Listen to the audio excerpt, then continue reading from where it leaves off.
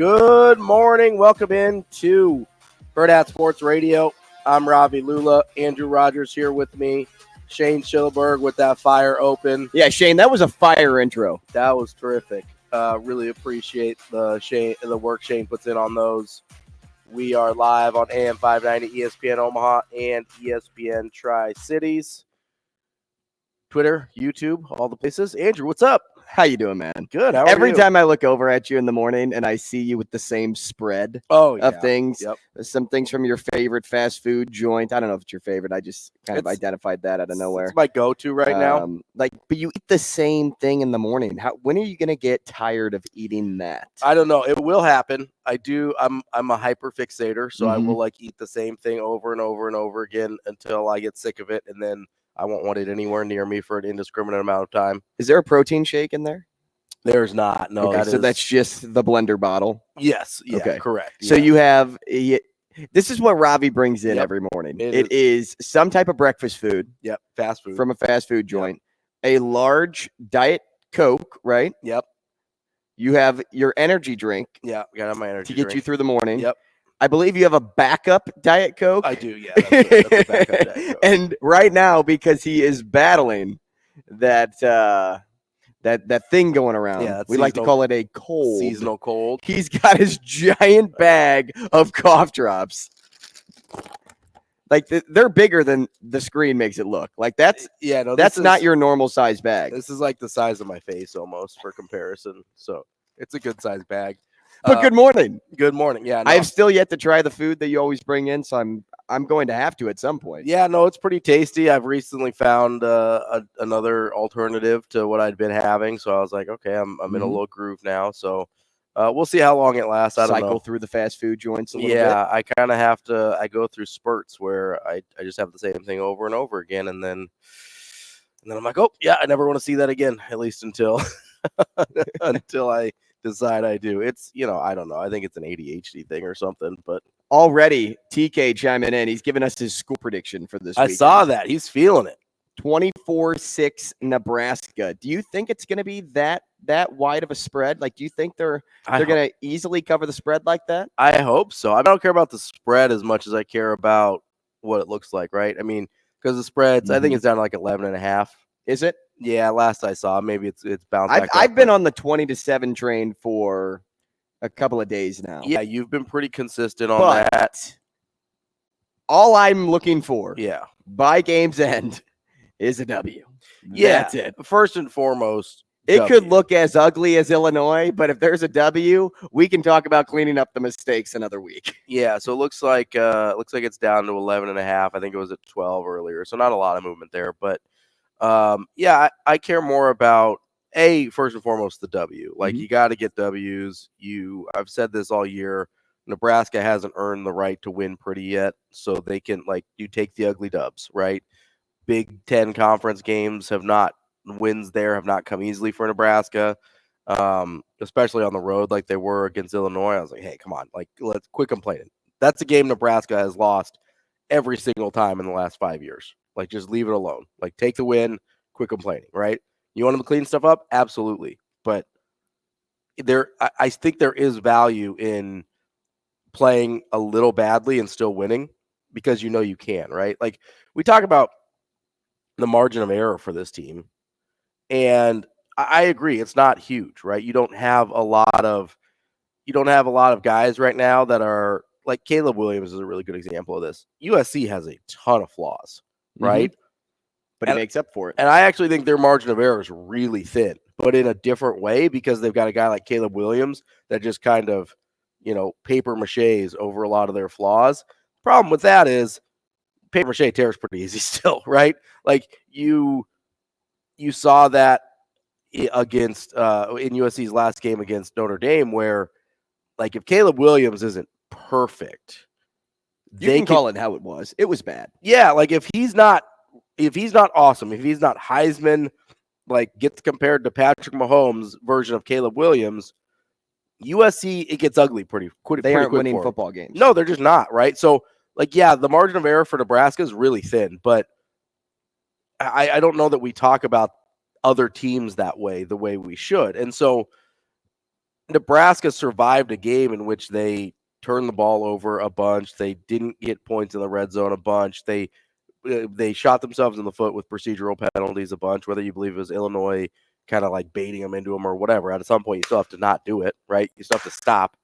And for me, coming away with a victory despite not playing perfect is a huge – I think that's really important mentally for the team, because if you think you have to play perfect to win a game and then something goes wrong, then all of a sudden you're like, oh, we can't win anymore. Well, that's the worst kind of confidence. Because it's not confident. If you right? are perfect, that's what's going to make me confident. Yeah. Like, that's your belief. If you're perfect, I'll be confident. But if one thing then goes wrong, or maybe it's a house of cards, maybe crumbles. You go left when you were supposed to go right, it is a house of cards. Yeah, it just comes crashing because you go down. crashing to the ground. Yeah, and so to me, that's not even confidence. That's like conditional attitude. Mm-hmm.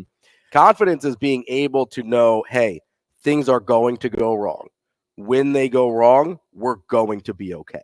Now, do you think that there's the potential of a slow start because of the long break period that they have with the bye week? Or do you think it's kind of like a similar disadvantage because both teams had the bye last week? Because the way I look at it is, when you have a team that has so much time to prepare for an opponent like Northwestern, sometimes you can end up playing down to your opponent.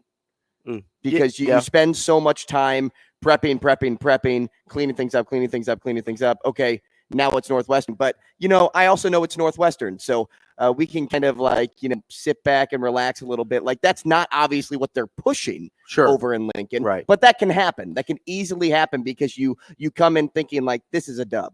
Yeah, so my hope is that doesn't happen, because that's a lot of what Coach Rhule's been talking about this week, right? About how you respond not only when you get your butt kicked and you're like, hey, we have to go out there and we're embarrassed, we have to go fix that.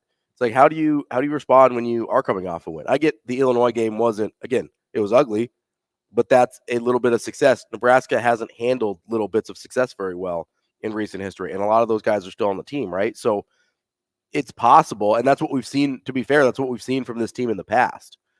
What we'll find out about Nebraska, I think, tomorrow is whether or not Coach Rhule's been able to change that mindset. Either you crack this thing or you get cracked. Like that, because that's what he's trying to do, right? He's trying to change the mindset of, I mean, and he said it all week, oh, Northwestern's a really good football team. That's not a good football team. I get he's talking to his players. I get that. Between you and me and the listeners, that's a bad football team. The Minnesota game notwithstanding, which was they were down.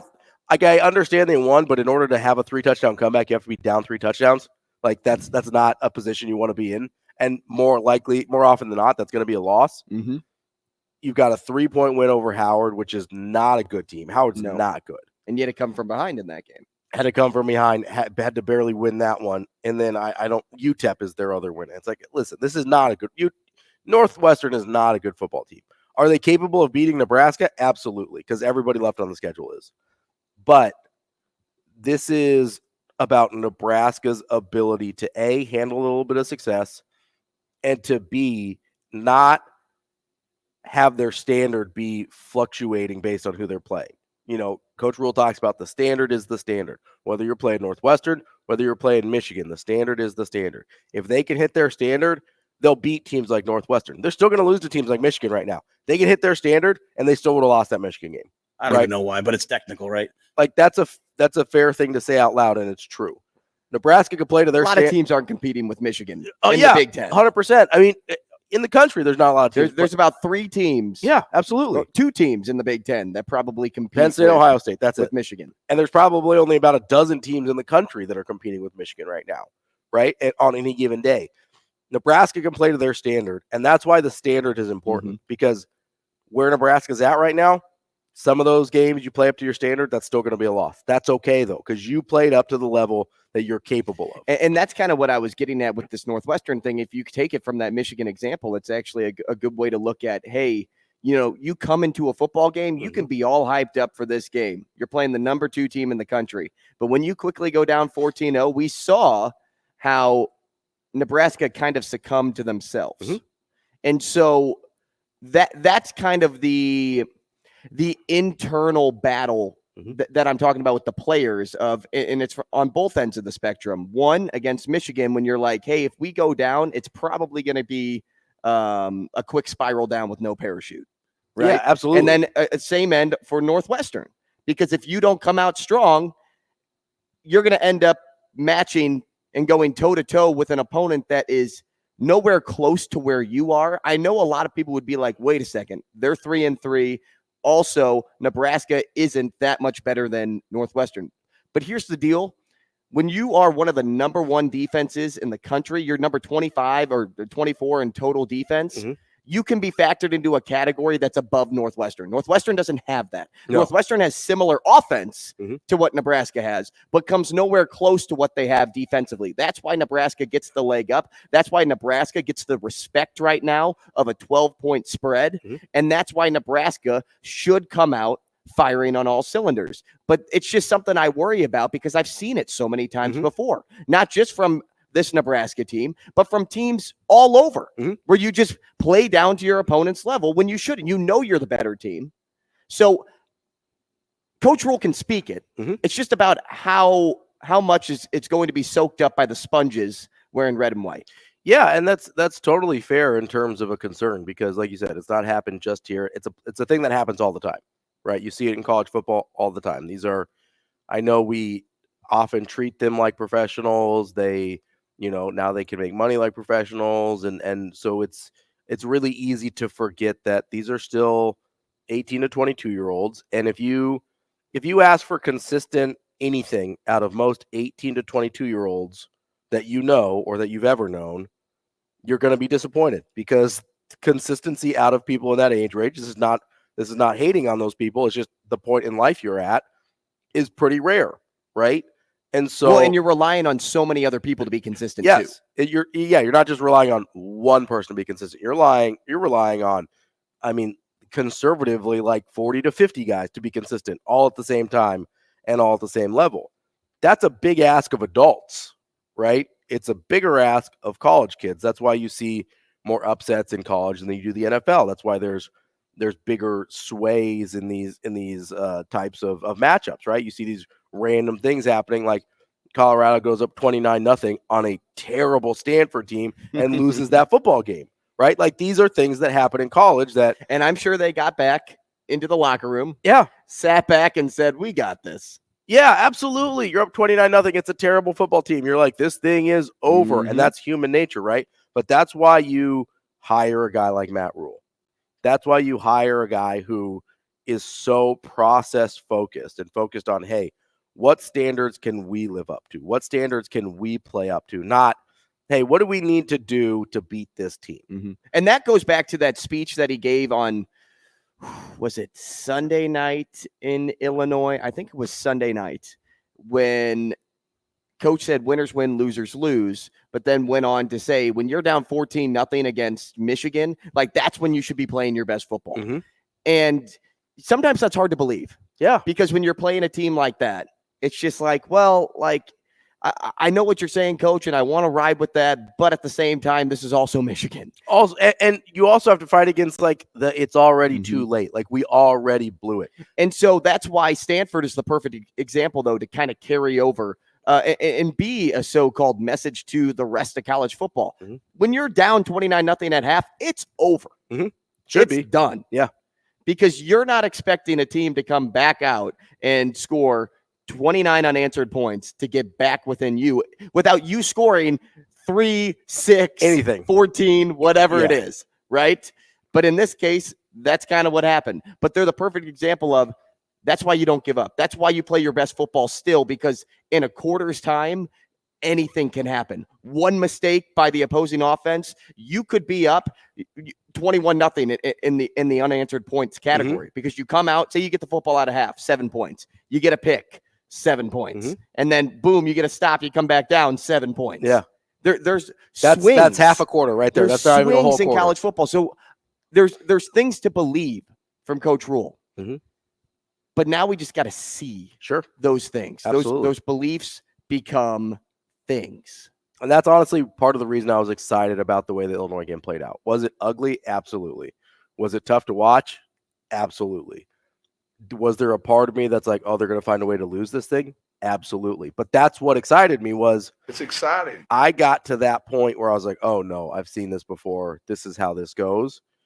And the team didn't fall into that trap. Because you know there are guys on that team that at least for a moment in the back of their mind were like, oh, here we go again. Mhm. But what they've been taught from Coach Rhule or Coach White or Coach Satterfield or whoever overrode their past experience. It overrode the, oh, no, here we go again. And they're like, nope, we keep playing our best football. No. Somewhat, No, I never. think. Sometimes I still think there's a Sure. devil on the left shoulder, an angel on the right. But in Illinois, the angel prevailed, Mhm. right? You And it all started with what? with the goal line stand. Yeah, the goal line stand. The absolutely. goal line stand. Yes. And Yes. honestly, so that was really impressive because, like, hey, they hit adversity right away. Boom, goal line stand. And then they kind of But you beat adversity, and that's what you're referring Yes. to. You beat it. And honestly, so the thing that I like the most is it was the turnovers at the end, right? The turnovers in the red zone, the fumbles. They keep giving Illinois chances, and the defense says, no, not today. We're not doing this today. We're shutting it down. Whereas No. it's really easy in that spot to be in a position as the defense and say, you're really going to put this on us again? Like you have resentment towards your offense. You're not going to carry the load. You're not going to help us out at all. We got to keep doing this. It wasn't that. It was, hey, time to go to work. Time to go to work. Time after time after time. And they kept answering the bell. And that's what I like. It's not that I liked that they played ugly. I liked that they overcame mistakes that have led to losses in the past. Against a team like Michigan, right? You know you have to play perfect to even be in that game. But it's not about being perfect for the entire game. It's like Coach Rhule talks about. It's about being perfect every snap, right? If you weren't perfect the last snap, that doesn't prevent you from being perfect the next snap. Mm-hmm. That's the biggest thing that's hard for people to learn is I don't have to be perfect the whole time. I just have to be perfect the next time, right? You can screw up last time, be perfect this next time. You can screw up on that last play, be perfect the next play. That's what he's talking about when he talks about going 1-0 every week, right? It's not just going 1-0 every week. It's about going 1-0 every single snap. Mm-hmm. It's like, that's why I really appreciate coming from a basketball background because you're not shutting anybody out, right? Like you're going to fail throughout a basketball game. Same thing with baseball, right? Baseball is mostly failure. Learning how to and waiting for your next move. Yes. I talk about it all the time. When you make an error in the field, like how often do you have to wait until you can clean up that mistake? Right. Sometimes, whether it's you're doing it at the plate, but I'm talking about in the field, sometimes you have to wait 3 innings for another ball to come your way. Yeah, and depending on what you're playing, sometimes you have to wait like 2 games, like to have another. Yeah, if you're a pitcher, sometimes you get beat up and you're like, oh, well, 4 days, 5 days later, here I come again. If you're a starter and you get tuned up, you got to wait, several days before you go back out there again. If you're in the field and you don't get, something that's not a routine ball, something you have to if you're a shortstop, you have to go into the hole and retrieve a ball and make a throw.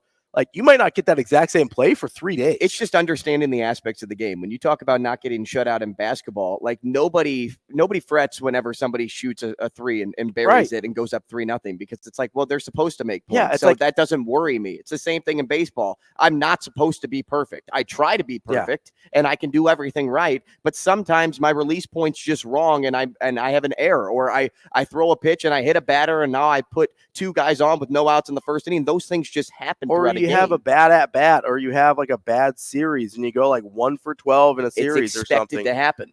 But hey, that 1 for 12 doesn't prevent me from going 3 for 4 the next day. And that's what I think Nebraska still needs to understand is even when you have those so-called procedural penalties, those so-called, I can't hold on to the football, I fumbled, it just kind of happened. I was getting a little bit too athletic. I was trying to get 2 extra yards and, it ended up going the other way. Like those things happen in football, but we have still yet to see like this Nebraska team, like overcome those moments. We saw it a little bit against Illinois. I don't think we saw everything about it.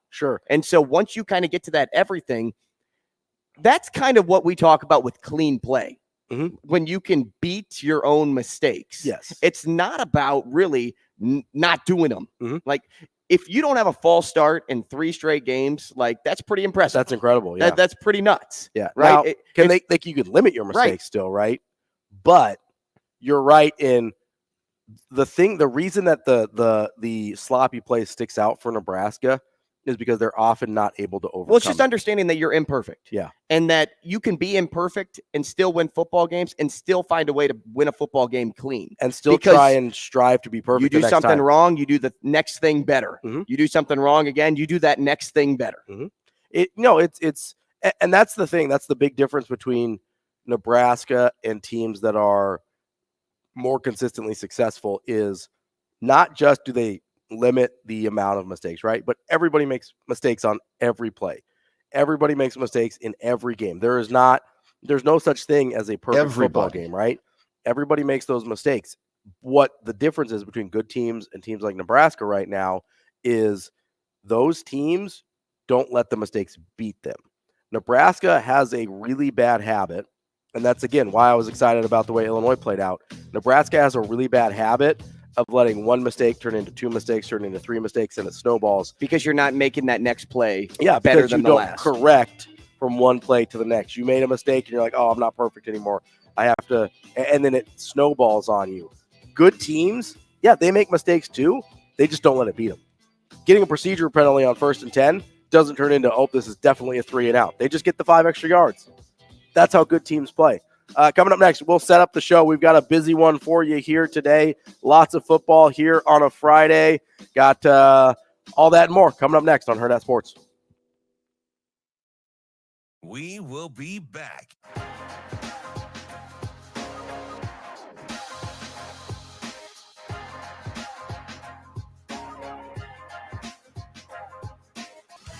Welcome back to Hurrdat Sports Radio.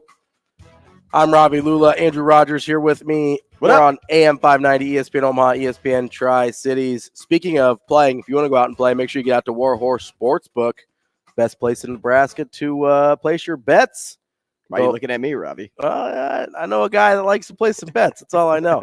You go live and in person at the Warhorse Sportsbook Casino to do that. Check out warhorsecasino.com/sportsbook for more information on that. Want to set up the show here real quick before we get distracted again, because that is very likely to happen. Coming up in the next segment, 7:45, we're going to talk to Gretna head football coach Mike Kayl about his Dragons. They are 6-2, facing off against Lincoln East tonight, another 6-2 team. That should be a good one. Coming up at 8 o'clock, our weekly guest before game days is Michael Rose-Ivey at 8 a.m. We'll talk to MRI about Nebraska's matchup with Northwestern. I like that, MRI. Yeah, it's a nice little. Why didn't I ever think of that when I hear his name? I know, right? I just call it as it is, Michael Rose-Ivey. Michael Rose-Ivey. Coming up at 8:45, our very own Jacob Padilla will come in to talk to us about Nebraska volleyball. They have a big one this weekend.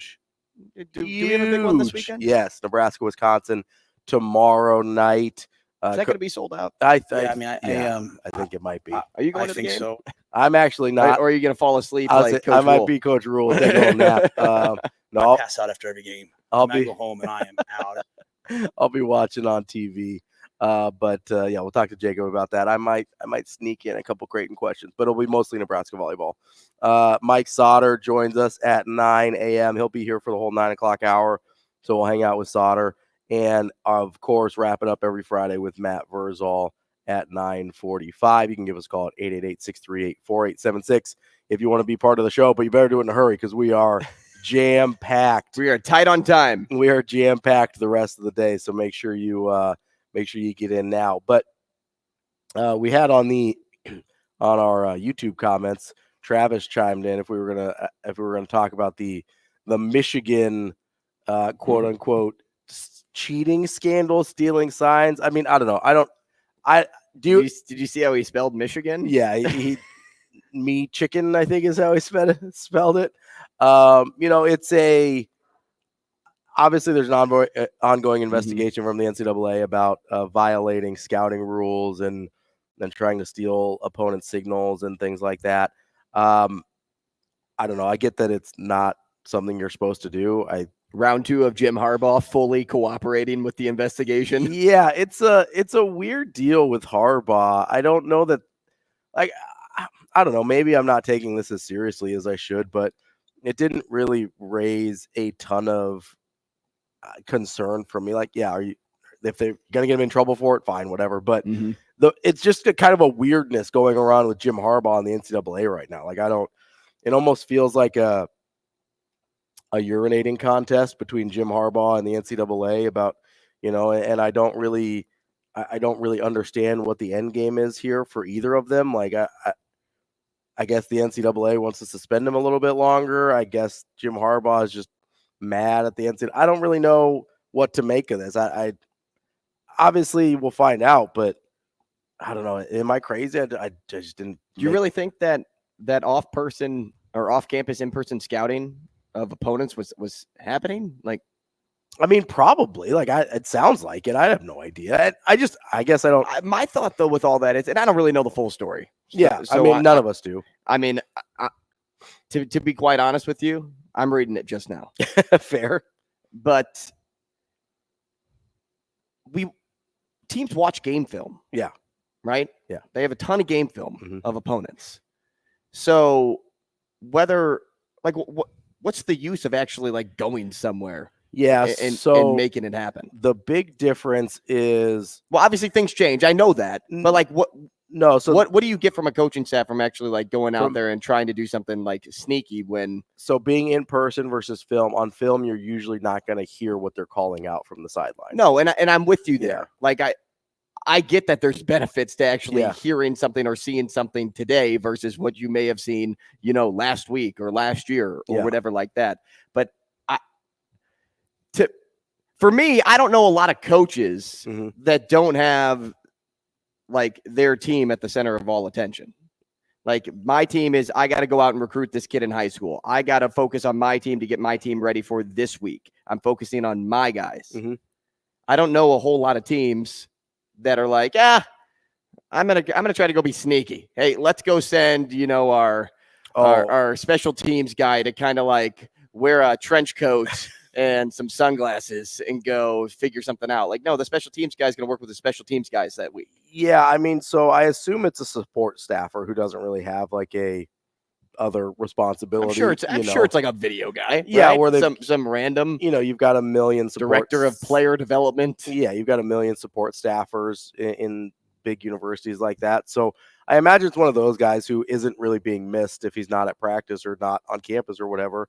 I don't know. Like I get the benefit of it, and I get why, because I think a lot of coaches do focus a ton on other like their upcoming opponents and stuff like that. Not just like this doesn't surprise me that they would try and do it. I don't know how big of a deal it is, but I'm also kind of one of those people that I really didn't think the Patriots deal was that big, like the whole Spygate or whatever thing. I didn't think that was that big of a deal either. So maybe I'm not a good person to ask. Because it didn't happen to your team. Big deal. No, it's just because it's like, so I think the thing with Spygate ended up being like, oh, you're not allowed to have audio when you record, or you have to like let them know that you're recording practice. Like it's not that they were recording practice. It's like there were some technicalities, and it's like, listen, I get that they were doing that for a reason and there's an advantage to it. I just don't care that much. I don't even know why, but it's technical, right? Yeah, it is. It's super technical, coach. So I don't know. I kind of feel the same way about this Michigan thing. Maybe it'll end up being a bigger thing than I'm making of it right now. But honestly, the biggest part of it just seems like Jim Harbaugh and the NCAA seem to have like some beef, and that's generally not going to go well. Do we know what team that the accusation? So there's 3 of them. Is for? There's 3 of them. I don't think they've released the names of the teams, but there were complaints by those teams. That's kind of what led to the investigation. 2 initially came forward, and now there's a 3rd as of yesterday. That was. So are those teams Ohio State and Penn State? No, I think they're teams they've already played this year. So I mean, there's like a 50% chance it's Nebraska that thought they were stealing signals. So I don't know. We'll see what comes of it. I got a question for you real fast. What's that? This year they've played East Carolina, UNLV, Bowling Green, Rutgers, Nebraska, and Minnesota. How many of those teams are beating Michigan? None of them. What are we talking about? I'm guessing it's all 3 of the Big Ten opponents, if I had to guess. What are we talking about, though? Rutgers had no chance against Michigan. Right. Nebraska had no chance against Michigan. Right. Minnesota had no chance against Michigan. Yeah. Whether signs were stolen or not, bring it up so that it doesn't happen anymore if it actually is true. Yeah. But none of those teams had a chance to beat Michigan this year. Yeah, I don't think it's about beating them. I think that's I mean, it could be the principle because I'm a principle guy. Like doing things the right way. I'm totally for that. I'm 100% like hear me when I say that stealing signs is wrong. Does it matter if he was there or not? Well, he wasn't sent. People would know if he was there. No, yeah, Harbaugh wasn't there. It was some low-level staffer named, I think, like Connor Stallions. Imagine being the guy listed in this article. Right? That's not great. You're probably not going to have a job in football for very much longer. But no, I guess the question there is too, like if you're Michigan and this is true, you're right. None of those teams are beating you. But also Michigan, like, what are you doing? That's what I mean. Like, why do that? Those teams aren't beating you. Like, if you want to go steal signs, go steal like Penn State, Ohio State signs. Don't go messing around with these teams that don't have a chance against you. Like, unless it was one of those, the only other thing I can think of is if Harbaugh is such kind of a micromanager, like control freak, that those games that he wasn't coaching for, he sent guys out to like have greater control over what was happening and try and hit those assistants in a better position to if win. That's the case, Harbaugh is, I mean, he's delusional. I mean, to think that any of those teams were going to really compete. Have you heard him talk? He seems like he might be a little delusional. I know he's a little delusional. Might be a little delusional anyway. Coming up next, we're going to talk to... I'm reading the story in full. That's what's coming up next. Gretna head football coach Mike Kayl here on Hurrdat Sports Radio. Wrapping up hour number 1 here on Hurrdat Sports Radio. I'm Ravi, Lulla, Andrew Rogers here with me. We're about to be joined by Gretna head football coach Mike Kayl, but before we are, I want to tell you about the Teammates Mentoring Program. It was founded in 1991 by Dr. Tom and Nancy Osborne. You may have heard of them. Their mission is to positively impact the world by inspiring students to reach their full potential through mentoring. 1 in 3 young people will grow up without a mentor, and that can make a huge difference in both the life of the mentor and the mentee. 94% of mentees say they're proud to be in teammates, and 91% of mentors say they leave their mentoring time in a better mood than when they arrived. Go to teammates.org to become a mentor today. High school coaching is a little bit like mentoring, and we're joined now by one of those, our friend Mike Kayl, the head coach of Gretna football. Coach, how you doing this morning? Doing well. So you are wrapping up your regular season tonight. Matchups of 2 6-2 teams with you and Lincoln East. Just how are you feeling about your team as you go into this final week of the season and start preparing for the postseason? We're pleased kind of with what we've done the past few weeks and starting to get a little more healthy and gelling a little bit. So we're excited to go play a good Lincoln East team and be a tough game on the road. So just got to be ready to play tonight. Coach, every time we talk to our friend Kevin Suits out in Lincoln, the Spartans always seem to come up in the conversation of best teams in the Lincoln area. Specifically for this opponent tonight, what are you looking at this week from the preparation side? They're an athletic team, just dangerous. They throw the ball well. They run the ball well. So it's tough to defend. Kind of their MO is to get you on skates and guessing, and if you don't play it right, they're going to pop a big play on you. So for us, we're going to have to just be fundamentally sound and really disciplined on the defensive side of the ball. Try to get them to punt and their hurry up offense and try to do our best to slow down. Offensively, if we can keep the time of possession in our favor, will be a big advantage to us, and special teams just trying to win the field position battle. Coach, obviously you lost some pretty major pieces from the last couple years going into this year.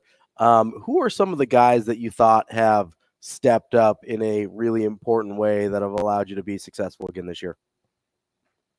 No, we've had several. It's every year it's tough to look and think, how are you going to replace these guys? And that's just part of the process. And so, our senior class, we've got a big group of kids, and they've done a nice job this year. So, Alex Wilcoxon taking over the quarterback spot has done a really nice job.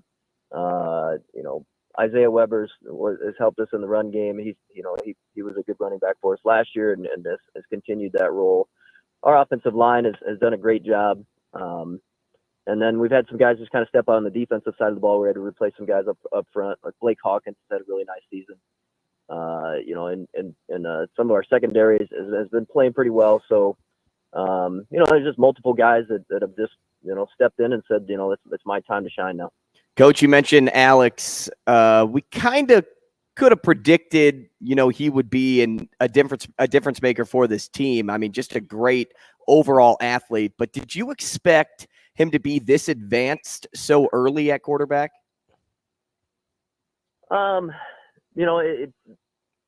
Yes. He was our backup quarterback before, and he got all the backup reps.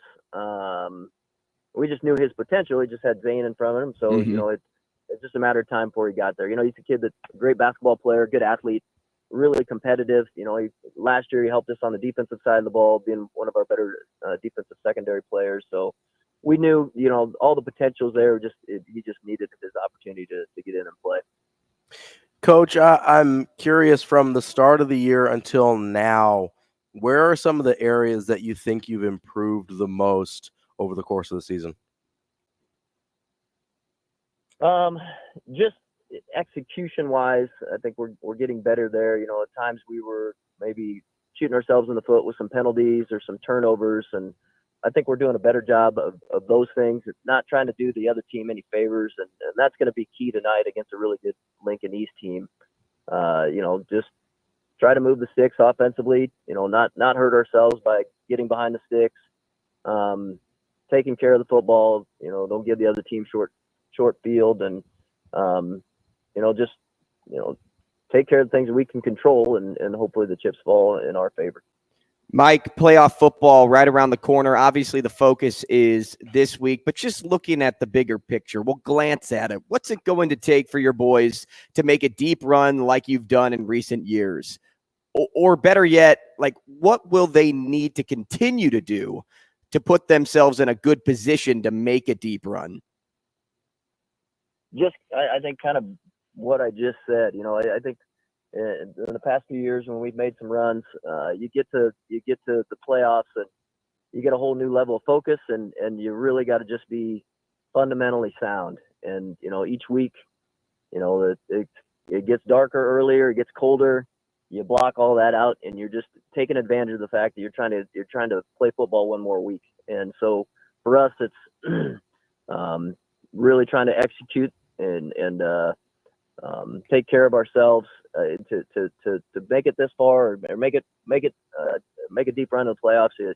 You take it week by week and try to be as fundamentally sound and execute as well as you can. Coach, as you look at tonight's game against Lincoln East, what are a couple of keys that you'll be looking for early from your team to know that you're in the right mindset and you're headed on the right track? Just handling the highs and lows. Like I said before, Lincoln East got some really good athletes offensively. They're going to be tough to defend, and they'll make some plays. How we're going to handle those plays. When they make a play, are we going to shake it off and come back and just make the adjustments that we need to? How our mindset is if they pop one, and then just how physical we play. So we're just going to have to. Anytime we go on the road, it's tough, and like I said, against a dangerous Lincoln East team, our frame of mind and how we handle the 4 quarters of football will be key in what happens tonight. Coach, you mentioned some of the guys that have really become difference makers for this team, but my question to you is more for the guys that maybe were a little bit green last year that have now separated themselves and become a standout player. Who has really done that on your team in your mind? I mentioned Blake Hawkins earlier. He's kind of he played some special teams for us last year and played a little bit of a backup role, and he's had a really nice season this year. Just did some good things in the off season. Got big into powerlifting and got a little taller, bigger, stronger, faster, and he's played really well for us on the defensive line. Aaron Sibley kind of started for us late in the season. He's kind of helped us offensively and defensively. I don't know, there's several guys there. Everybody's kind of stepping up and playing and doing their role. Those are just a couple that just come to mind that maybe didn't play a ton last year, but have stepped up and done a nice job. Coach, good luck tonight. We appreciate your time as always, and good luck in the playoffs as well. Thanks, Coach. Thank you. All right, appreciate it.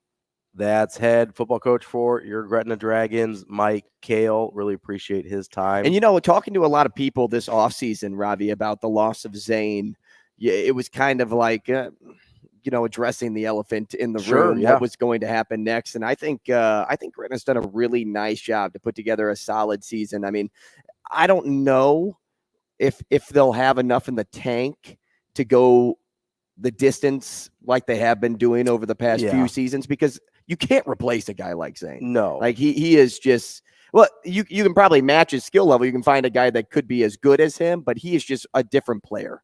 And so just what they've been able to do this season, I've been really impressed with. Yeah, I mean, and not just Zane. You lose a guy like Mason Goldman, who was excellent, a two-way player on both sides of the line for them, and especially that's a place that it's. I mean, listen, Zane is irreplaceable in terms of what he brought to the table. I mean, there were multiple times over the last 2 years where I'm watching Gretna and I go, yeah, they're going to win this game just because Zane can do things that nobody else in Nebraska can do. Obviously, a really talented kid, but a guy like Mason Goldman as well. And I know they lost some. I know they lost some other guys that maybe didn't move on to the Division I level that were still really, really good high school players, right? And so I was really impressed with how they've played this year. They 6-2. Only losses are to Bellevue West by 1. And then they got it put on them a little bit by Millard South, but I mean, pretty much everybody this year except for Westside has had it put on them by Millard South. So. And Westside's a different animal. Did you see what they did last night? Yeah. Speaking of last night, my Miller North Mustangs clinched a spot in the playoffs with a win over Lincoln Southwest. Good work. We're going to talk more high school sports later. Real quick, though, I want to tell you about the News Channel Nebraska, the NCN Game of the Week. It is Lincoln Pius X at Norris. We talked about Pius a little bit this week. They did, yeah. This is essentially, like we said, a district championship game. If Pius wins, they make the playoffs as district champion. Norris makes it either way, but we'll have a better seed with a win. TV coverage starts at 6:45 p.m. Central Time on News Channel Nebraska. That's available on Cox, Allo, Spectrum, and Dish. Make sure you check it out. We will be back. Off hour number 2 here on Hurrdat Sports Radio. I want to tell you about our friends at Alumni Hall. They are your ultimate Husker shopping experience. The best and largest selection of apparel for the whole family, whether you want clothes, gifts, accessories, stuff for your tailgate, whatever you need. Alumni Hall has you covered. They also have a discount for UNL students, faculty, and military, always 10% off. Or you can get a Hall Pass rewards to earn cash. Oh, a Hall Pass. Back. You can get a Hall Pass for clothing? For cash so back. I could tell my fiance, like, hey, like, do I have a Hall Pass to spend a ton of money at Alumni Hall? Absolutely, because you're going to get cash back when you do it. They've got 2 great locations in Lincoln, P Street downtown or South Point Pavilion, or anytime at alumnihall.com. The apparel there, too, is unbelievable. Oh, it's terrific. It's just like what the coaches wear. Yeah. Like, you see Coach Rhule in that red hoodie yesterday. With, like, the script in the hoodie with Nebraska. the sleeveless hoodie. Yeah. Like, you can get that at Alumni Hall. Absolutely. That brown hat that I wear with the trucker patch, Alumni Hall. Like, I really, really thoroughly, I don't say this often, I really thoroughly enjoy the items that Alumni Hall pushes out. Absolutely. They've got great stuff over there. Make sure you go check them out and support the people that support us. One of our favorite people is Michael Rose-Ivey. He joins us now, former Husker. He is a football coach in high school down in Missouri now. MRI, how you doing this morning? Doing good. How you guys doing?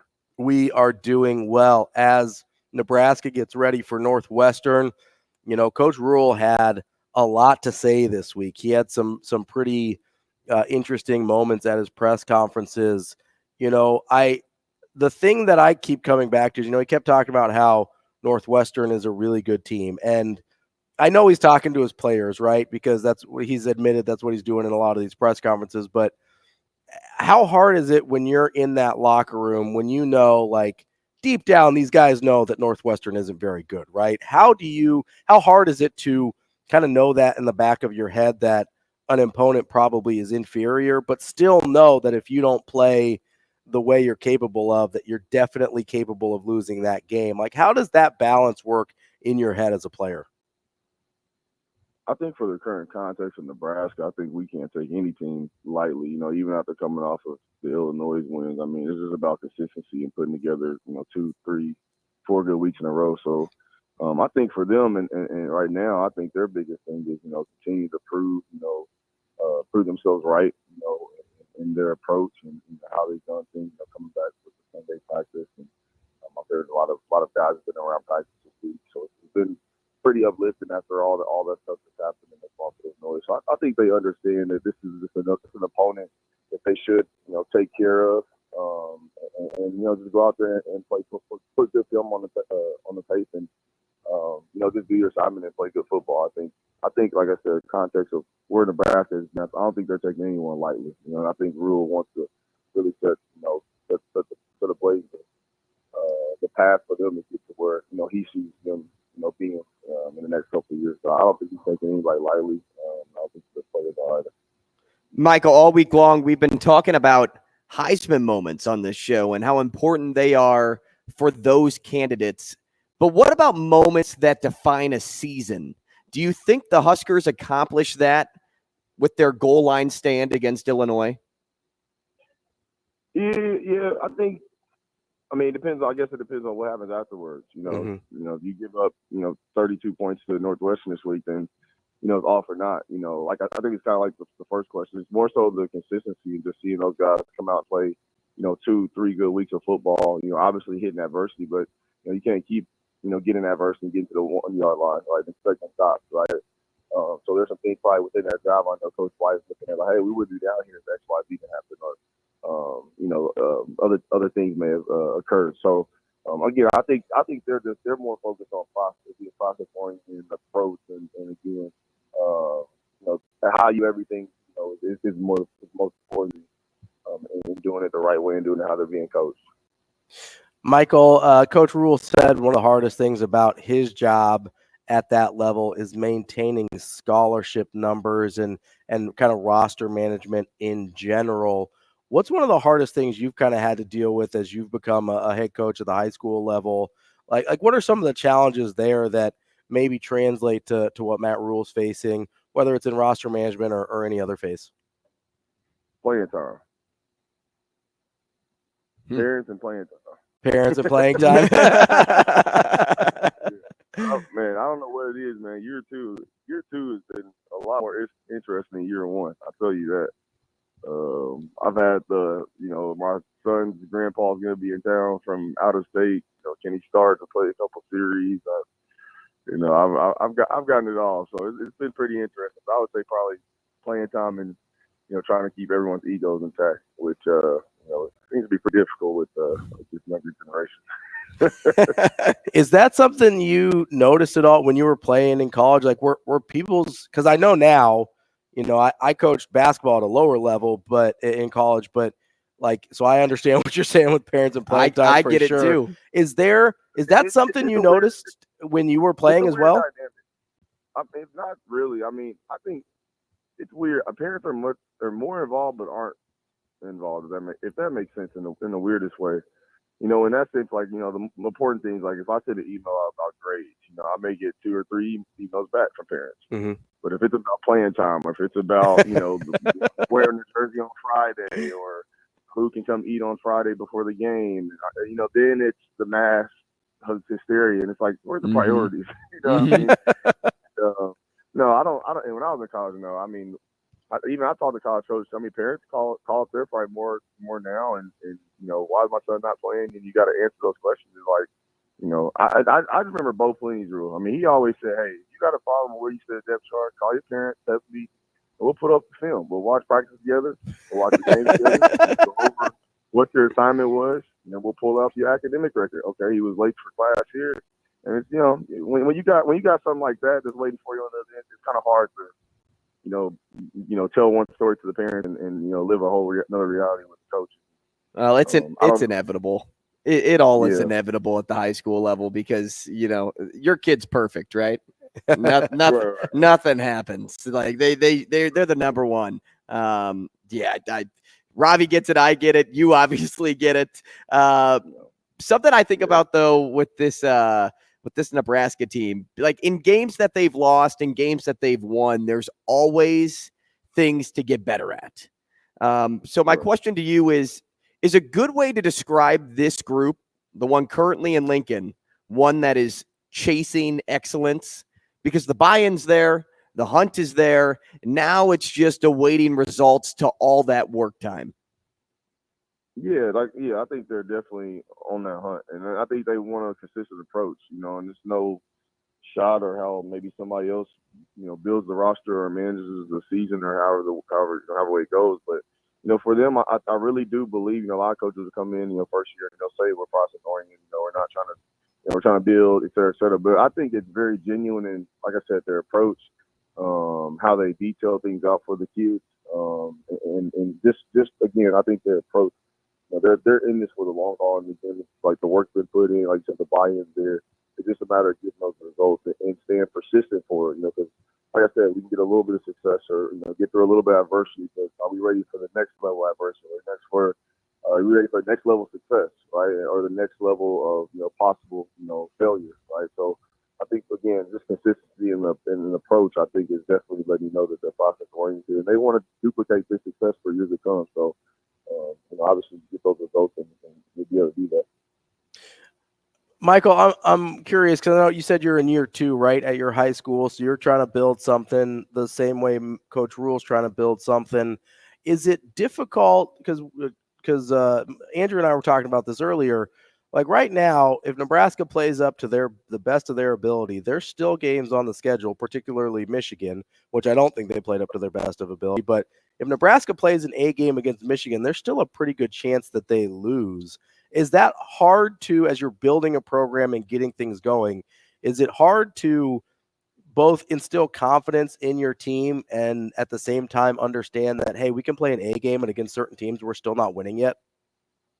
Oh, for sure. Yeah, for sure. I mean, I think obviously, it's the kind of the view of being the fan that's been a fan of Nebraska maybe for 20, 30, 40, 50 plus years, and the coach has been there 1 year, and I think he got maybe a little flack kind of for it, I think earlier, anything you're kind of, talking a little bit of the difference between, this last staff and his staff, but I think for them, it really is just a matter of, again, the approach and how they're doing things. They're being process oriented, and it's like I would rather go out and win or lose by 10 and give Michigan a hard fight. It's easier to come back on.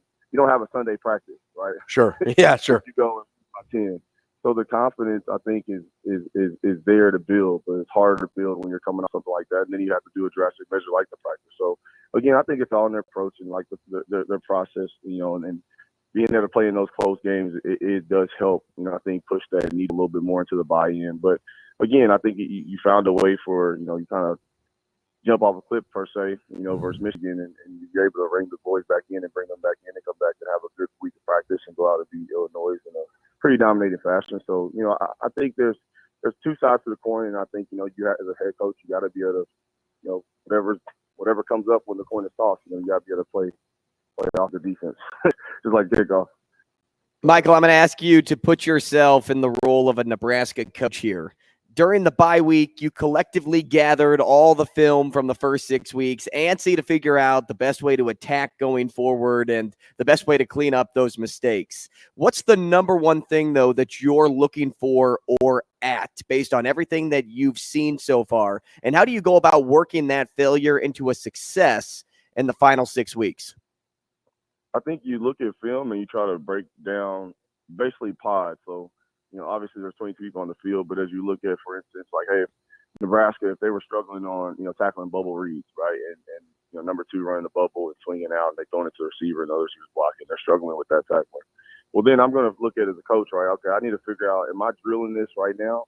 No, if I'm not, right, I need to come up with some type of drill that's going to reinforce, hey, this is something we've been struggling with. We've been looking at, we've been giving up, yards after catch or yards after contact here on this play. let's find a way to break this down to just these three people that are main people involved in it, and let's focus their eyes and focus all their attention on making this play. So I think, a lot of coaches use those vibes and do self-studies more importantly, and look at themselves and look at how they're calling stuff, what's the frequency they're calling things, and where they're calling it, to kind of adjust their scheme and how they're attacking defense or offense. But I think the most important part, I think, like I said, is looking at film, finding ways to correct some drills, individual drills from individual coaches, period, just to help players emphasize, right, and reinforce maybe some things that you spoke about in the spring or the fall. Michael, as we focus our attention more to Northwestern tomorrow, as you've seen Nebraska, as I'm sure you've seen Northwestern a little bit as well, where are some key areas that you're going to be looking for Nebraska early on in the game? What are going to be some key indicators that they're playing the way you think they need to? Running the football, obviously, I think being successful on first down. Northwestern always been notorious, but don't break kind of defense, and they'll play everything in front of them. But I think being able to run the ball, seeing if you can be physical up front, be able to take some flash and shots. I think defensively, Northwestern's giving up quite a few sacks. So getting at the quarterback, blitzing, putting pressure in his face. Obviously, I think, we're looking at their offense kind of, similar to what they've been running, on third down. They'll get into a lot of mesh concepts and crossing routes. So be interested to see, how much man-to-man they'll play on third down and second down and long. But again, I think getting pressure on defense is going to be vital. And then finding, what is your answer to those crossing routes? We've seen it, very fast, since I was there, be a third down and 8, crossing route, go across the field and it's the first down, especially against Northwestern. So, take that away from them. Northwestern uses a lot of cluster and bunch sets to go get the receivers close so you can't really press. So, again, to see what kind of Coach White's answer will be to that. But, again, I think offensively run the football, be physical, and, be there to throw the ball efficiently. But, we'll see. Michael, after losing to Minnesota in week 1, Colorado week 2, would you say you still expected the Huskers to be 500 at this point halfway through the season? Or is it more of a surprise to you that they're in the position they are today where they could be 4-3 come Sunday? No, I think this is about right, plus minus, or plus one more win, maybe, you can come out with that Minnesota win possibly. Colorado was obviously, they're rolling early and had some skill advantages there. So I think where they are, obviously as a coach, you play the game 1,000, maybe 1,000,000 different ways in your head throughout the off season, and it never really quite works out the way you thought it all those times. So I think from where they've come from and where they've been, I think this is a good spot for them to be able to be 4-3 after this week, and still be able to compete and get closer to that bowl eligibility. Michael, we'll get you out of here on this. Put you on the spot a little bit here. You have a prediction on how you think this game's going to go for Nebraska? Yeah, I think it'll be a defensive battle. I think it'll end up being a 23-16, 23-17 type game. A couple field goals. Special teams have to be very important. But just seeing them in a dominating fashion, be able to run the ball, stop the run, and just play good clean football. Michael Rose-Ivey, former Husker, current high school football coach. MRI, we appreciate your time. We'll talk to you next week. Thanks, Michael. No problem, guys. Have a good one. Good stuff there from Michael Rose-Ivey, as always, on that Warhorse Sportsbook hotline. Some interesting stuff in there. It's always interesting to get his perspective, as obviously he played for Nebraska, but under a very different regime under Bo Pelini, and so you're talking to a ghost. I just had this mental picture of parents trying to call up Bo Pelini to get their kids more playing time and how that would have gone. Knowing his personality, yeah, and knowing how he carried his business, I would love to be a fly on the wall for a parent to actually, like, if they move forward with their claim, to show up, sit down with Bo, the player, watch film, look at grades, all that, and just hear the conversation. Because Bo didn't take anything from anyone. No, I can just imagine him and Carl sitting in on that meeting, just dropping F-bombs at the parent. And Yeah. I would if the have. transfer portal was a thing back then, you would have seen that player get ripped out so fast, like a Band-Aid on Yeah. a child. Whenever you're like, hey, it won't hurt. Chink. Yeah, it's wild though. Just imagining parents trying to call Bo is hilarious to me. Maybe that should be a segment. just parents calling Bo Pelini.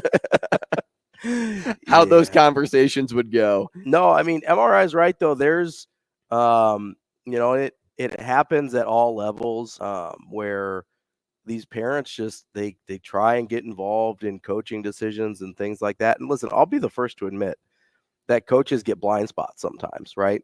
They think a certain way about a player, and sometimes it's difficult for them to adjust their viewpoint based on new information, because they kind of get it in their head that like, oh, this is who he is, and this is kind of what he's capable of, and more importantly, sometimes what he's not capable of, and it can be difficult. And I know for a fact it happened while I was coaching that I would get blind spots on certain guys, and I've seen it with other coaching staffs as well. And so it's really interesting to think about, because that's one of the things that I really push back on when, listeners or other fans say, hey, don't you think the coaches know better? And I was like, yeah, a lot of times they do, but they're also people who are not perfect. And you kind of carry these biases, make it sound negative. And it sometimes it is, sometimes it's not, but you carry these kind of preconceived notions about players from one season to the next, or from one practice to the next, and it changes how you view a guy.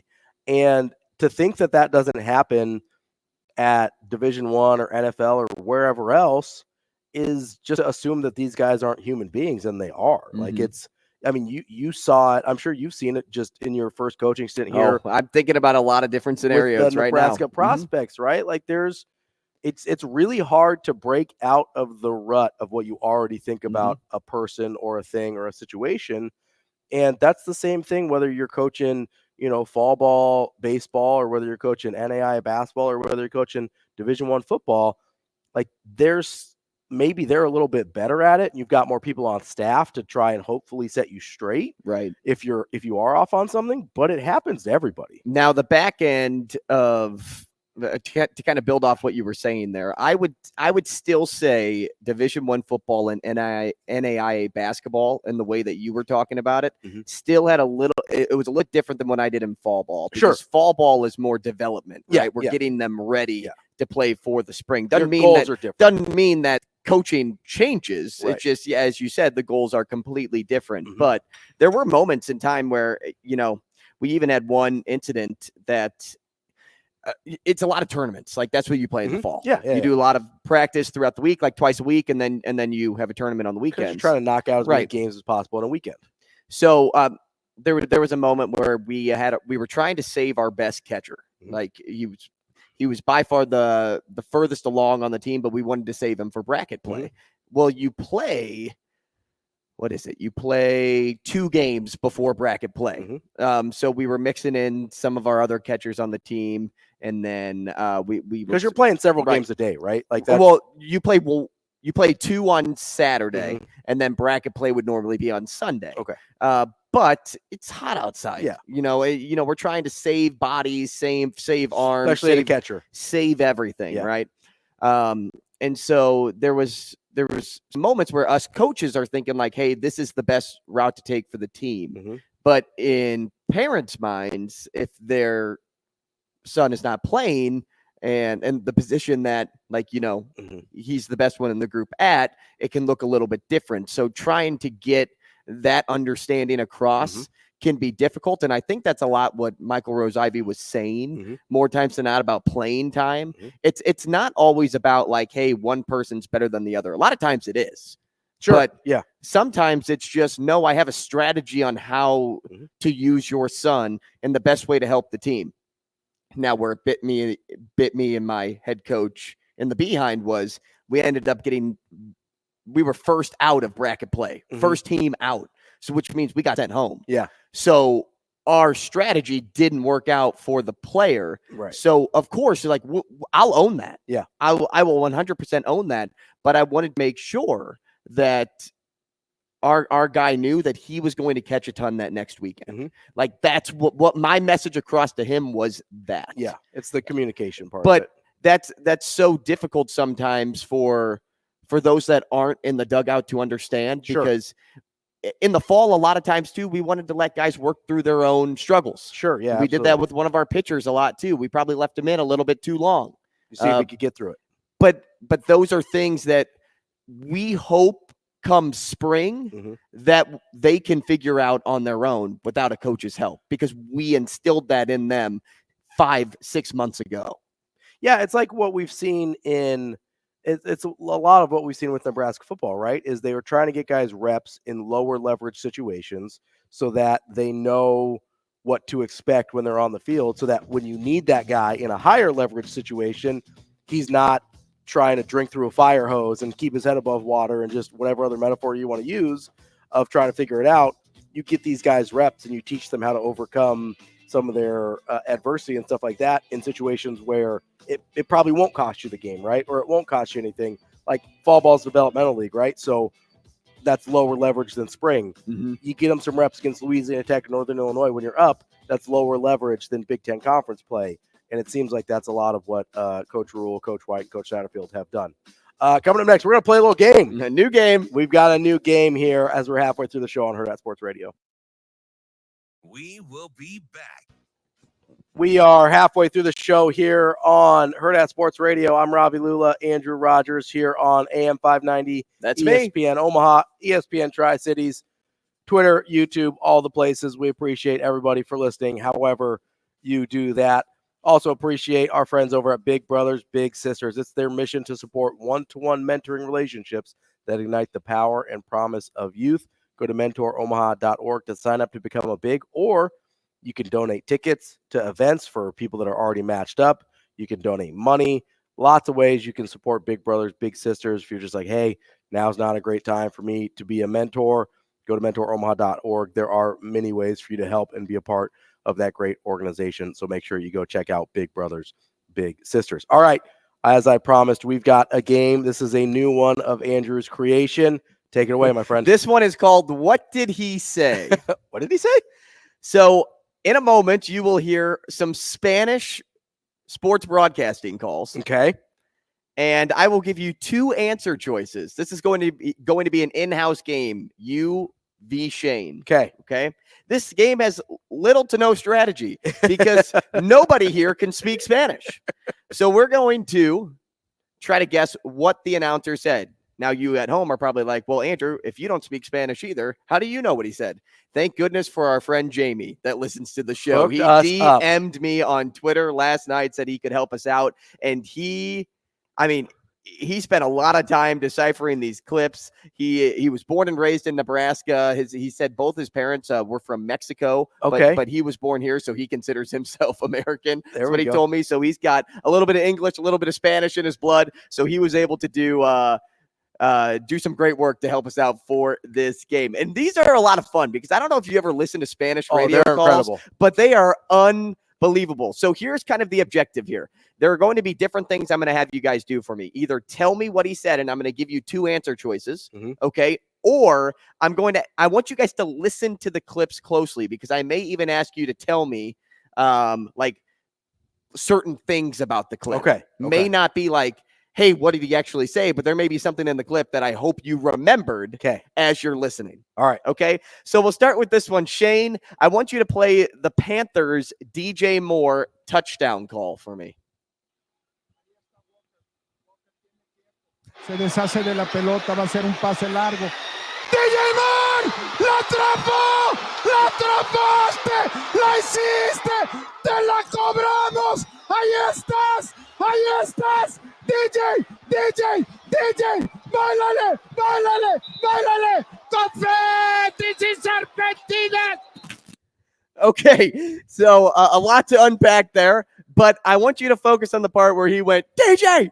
Okay. DJ. Okay. Did he finish that line with go ahead and dance, or did he finish the line with the game is over, it's dancing time? Ravi, your choice. I choose A, go ahead and dance, go ahead and dance. Shane, what would you like? You can choose the same answer or a different one. Go ahead. What are the answers again? Is it go ahead and dance, or the game is over, it's dancing time? Go ahead and dance, go ahead and dance. Both of you are correct. Each get 1 go. point. Let's hear the call one more time, though, so we can get juiced up by Ahí está DJ. Walker. Walker tiene tiempo. Se deshace de la pelota. Va a ser un pase largo. DJ Man, la atrapó. La atrapaste. La hiciste. Te la cobramos. Ahí estás. Ahí estás. DJ. Báilale. Confetti serpentinas. Oh, my goodness. So much fun. All right, Shane, play the Braves Jorge Soler home run clip for me. Enfrentar a Soler. Lanzamiento al Pentágono. Batazo de Soler. Profundo por el izquierdo. La pelota. Fuera del estadio.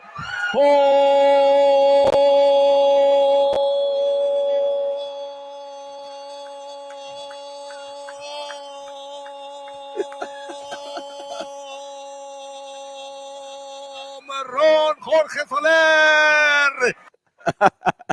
Okay.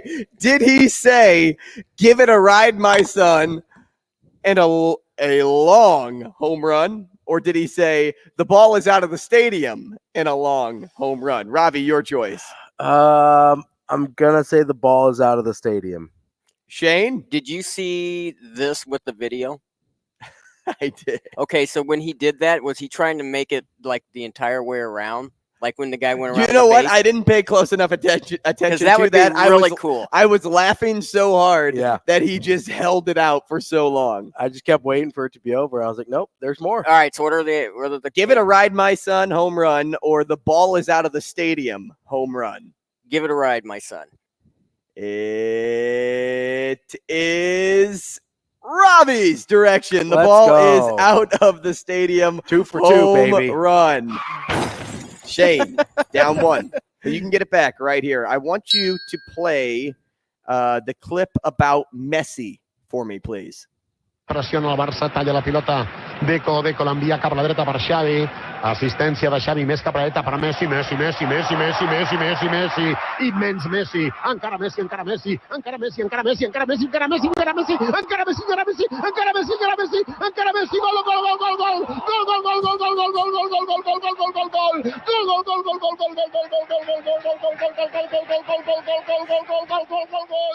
increïble. All right, fellas. Over under 45. How many times did he say goal? Oh, I was going to say, are you going to ask how many times he said Messi or how many times he said goal?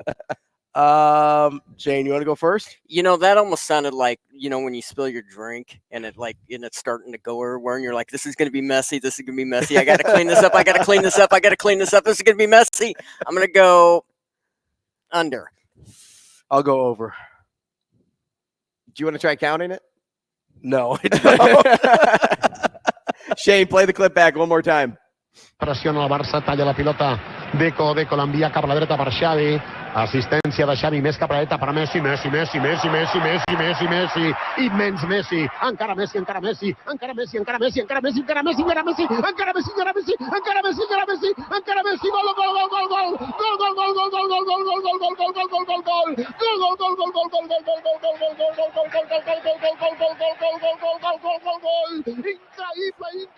Increïble. 47 was the number. Nailed it. it. Over. Yeah. Doesn't seem like 47. No, he does it until quick. you like really count it out Yeah. on your hands and you just keep kind of firing away. Doesn't it sound like he's like yelling for his wife to go get the towel because we got to get this cleaned up. It's going to be messy. I can't imagine, you know, and it sounds so natural, right? Like on those calls. But can you imagine like an English speaking play-by-play guy saying the same word 47 times in a row? Yeah, I don't think it would work. No, it doesn't. Like I don't know why it works, but it kind of does. It's wild. I think it's just the way that the excitement of the Spanish call. I think that's just what they do. In one broadcaster, like they kind of all do the same thing. Like it's stylistically, it's different though. Right. So like if you're listening to an English baseball broadcast, you're gonna hear swing and a drive, deep left field. That ball's back. It's way back. It's gone, or it's out of here, or something like. So you hear that. Well, then on the Spanish call, you would hear a lot like the home run or whatever. You get a lot of creativity when it comes to announcing the actual play. All right, I got one more for you guys. All right. Shane, play the Eagles-Bears Parkey call, please. Oh, no. Am I down 1 or 2? You're down you are 2. down 2. So can I double up on this one? Yeah, I'll let you double up your points. El pie de Cody Parkey. 43 yardas. El snap. Le mete el pie. Distancia, dirección. Le dio el poste. ¡No! ¡Falló! ¡No, señor! ¡No, señor! ¡No, señor! ¡No, señor! ¡No, señor!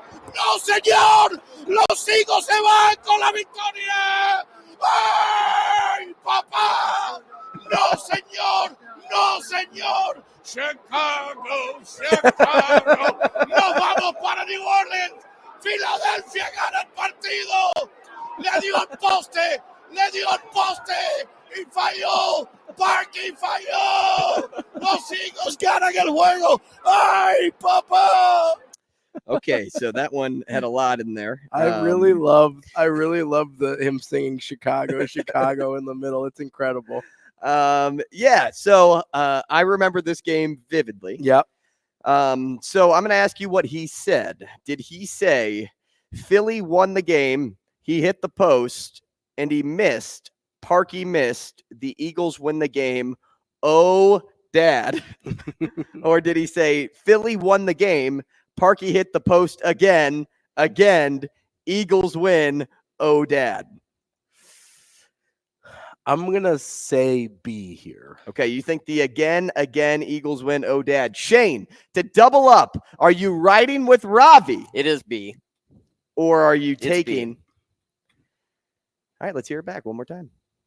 El pie de Cody Parkey. 43 yardas. El snap. Le mete el pie. Distancia, dirección. Le dio el poste. ¡No! ¡Falló!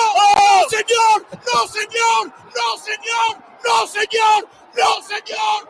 ¡No, señor! ¡Los Eagles se van con la victoria! Hey, what's your favorite play? ¡Ay, papá! Oh, Shane, you stopped it too early. I was trying to get him to say his favorite play, which was what? Chicago. Chicago. Is that a musical? So which one was it? It was A. You are both We were incorrect. both wrong. So Shane lost all his points. Ravi, you are still the outright winner with, what was that, 4, 5? 3. Just 3, I think. We only did 4 clips, I think. I got 3 of Is that them. right? Right? We're all over the map. Listen, love it. You love to hear it.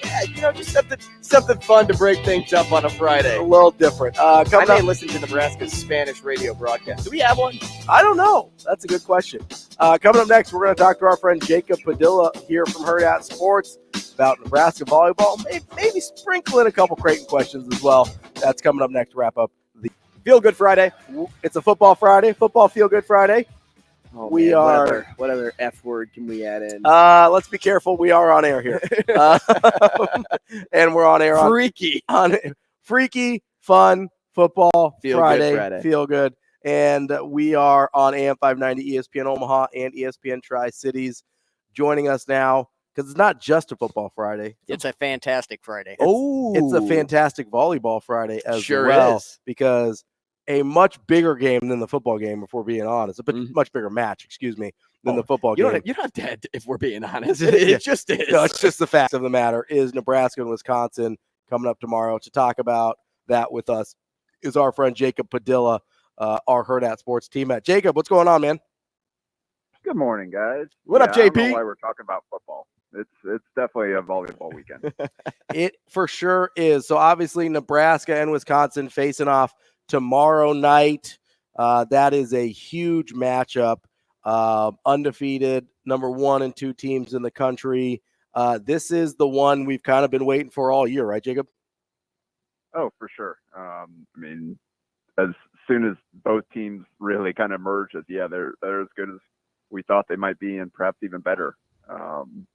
And they're the only 2 undefeated teams in the the high major conferences left. Citadel might still be unbeaten as well, but they're obviously on a little different level than the Big Ten. So it's 1 versus 2, who are clearly the 2 best teams in the country through however many weeks we're in now, and now they'll get a face-off here. Jacob, Wisconsin's kind of had Nebraska's number here as of late. In your mind, has there been an actual gap between Wisconsin and Nebraska? I know Wisconsin's been really good, and Nebraska's been chasing a little bit. But has there actually been a gap there, or is it just kind of the way things have gone lately that Wisconsin ended up on top? Yeah, there was with that class that Wisconsin had with Sidney Hilly and Dana Retke, and in particular, that Wisconsin was just a more complete team than Nebraska at that point. Obviously, they had a lot of size, a lot of athleticism defensively, but offensively, they just were on another level than Nebraska. Last year, I think it was a little different, like with those players moving on, but bringing in some new ones. I don't know that the gap was quite as big, but it was still there clearly, and I think there was probably some of that kind of hanging over the team of like, we just can't beat these guys. And now I don't know. I mean, they look neck and neck with the way. I mean, you look at the conference standing in terms of statistics, and it's basically 1 and 2 in some order for all the important stats. And I mean, you look at Nebraska's the best defensive team, and they're the second best offensive team in the Big Ten. Wisconsin is the best offensive team, and they're the second best defensive team. And I mean, you look at the difference in hitting percentage; it's almost identical in hitting and then hitting allowed. So offense versus defense, it's almost they're neck and neck for how much better they are than their opponents so far this season. So I think that gap isn't what it has been in recent years, and it's also interesting kind of listen to the players and coaches and kind of the kind of tactics they're taking approaching this. John Cook, his message was, "Hey, you guys, is just another match. You guys have already played in the biggest match in volleyball history." Basically, is referring to the stadium match and kind of everything that went into that, even outside, just preparing for the match itself. So that's kind of his message, is like, hey, you guys have already prepared for the most mentally challenging thing that you guys have dealt with this year. Now it's time to just go out and play volleyball against a good team.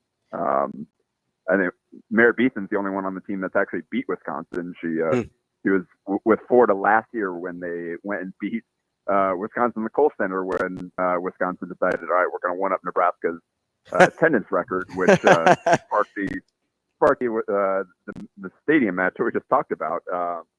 And Florida went in there and beat them there. And Merritt said kind of their what worked for Florida last year was just kind of going in like the underdog mindset, like, hey, these guys are really, really good. Like, we were going to have to go all out and give everything we could possibly have here in order to win this match. Such as they're kind of trying to do the same thing here. It's like, this is the one chance that they'll have this year, at least at this point, to be that underdog. Wisconsin's won there too, so can't really pull that card against anybody else. So they're kind of pulling it now. And Lexi Rodriguez also said, like, in the past, like, kind of the history has weighed on them a little bit. Like, oh, this Wisconsin's big rivalry, they haven't beat us for a while.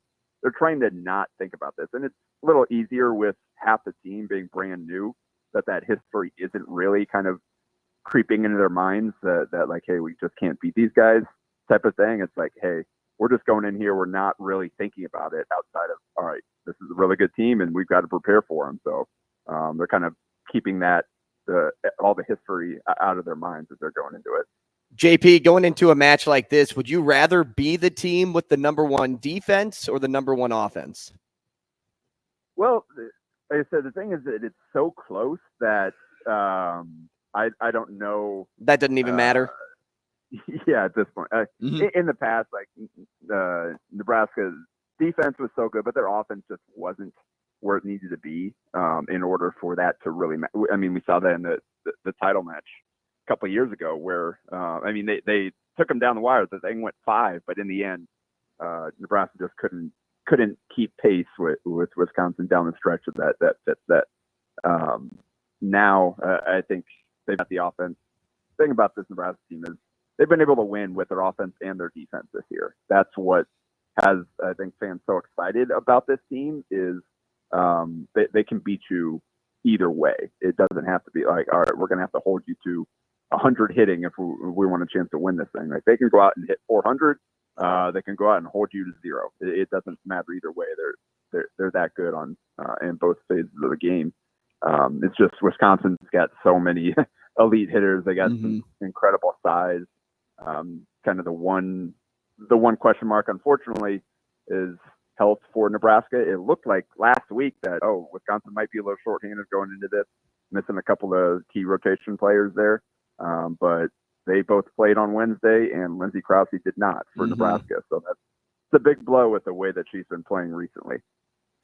We're talking with Jacob Padilla of Hurrdat Sports. He covers Nebraska volleyball, covers a little bit of Creighton basketball as well, and we'll focus more on that once Nebraska volleyball season's over. But Jacob, obviously a lot of emphasis gets put on this match with Wisconsin. Obviously they play them twice tomorrow in Lincoln, and then they go to Madison later on at the end of the month. But at the end of the day, I guess, how do you worry at all about them putting too much emphasis on this one match when, they could split with Wisconsin this year, or let's say even they lose both to Wisconsin this year, they're probably going to still end up with an incredible record. They're going to end up where they want to be, most likely in terms of the NCAA tournament seeding and things like that. Like, I guess, how much does this match matter in the bigger picture of Nebraska season? Yeah, I mean, ultimately, like, it probably means as much or more to the fans just in terms of exercising those demons. Sure. And I'm sure, like, some players, if they win, they'll be able to let out a big sigh of relief, the ones that have been here the longest and have been part of that. But like I said, it seems like kind of the message from the top down is like, hey, they're trying not to put that much into it outside of what it's going to take to beat a really good team. They're trying to put that stuff aside, kind of all the extra hanging around the matchup. And so I don't think so. I think ultimately, no matter what happens in this the match, it'll be a valuable teaching tool for Coach Cook and that staff.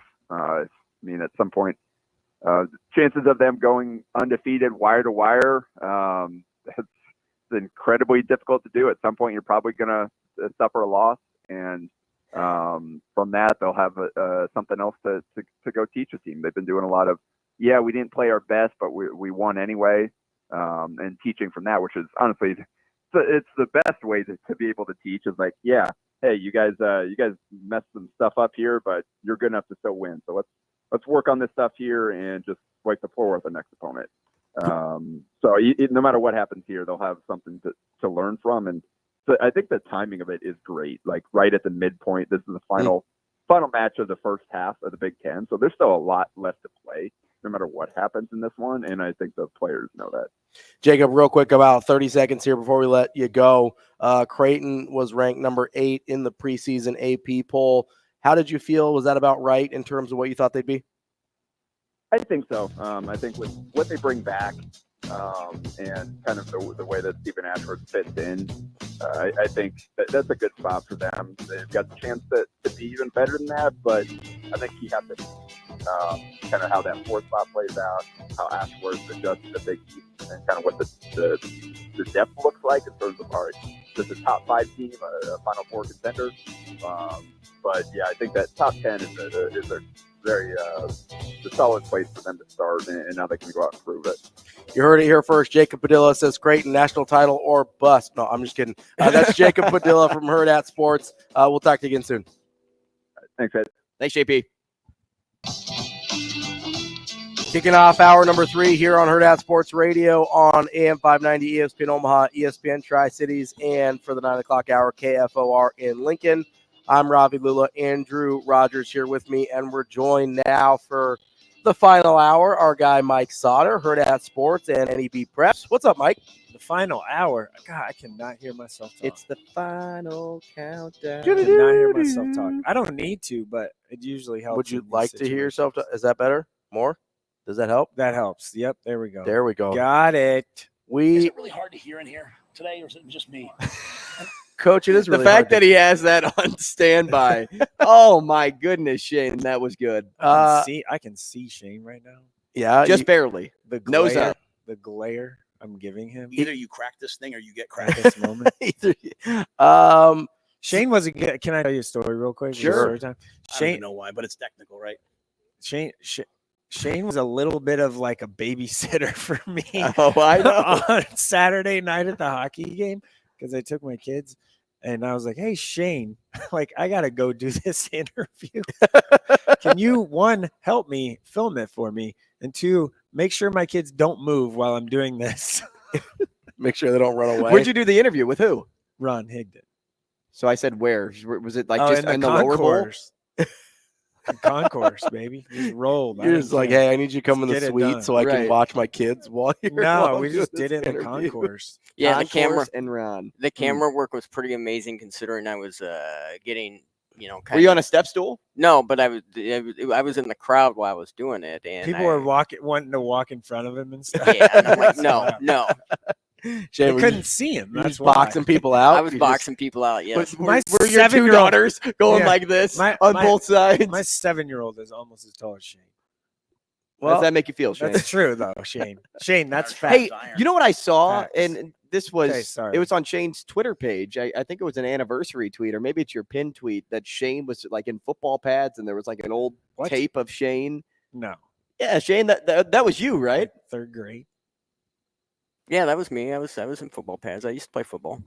Yeah. See, I would love for I Mike did too, Sautter to actually. watch the tape of Shane Schillerberg Break and it tell down. me where he would go to college he played. Wow. Okay. That's what we're gonna do You got- sometime. I don't. You got the VHS tape?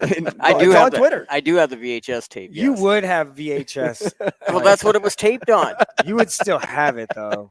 Yes, you keep the source material. This guy. You got to keep. You got to keep Well, a you gotta- hard copy of it. It's like People- the 200 CDs. I People just would gave think him that one day. Shane never played, so that's why he's got to hold on to those tapes. You got to keep on to the hard copy. Oh, because what do you know? You never played. That is right.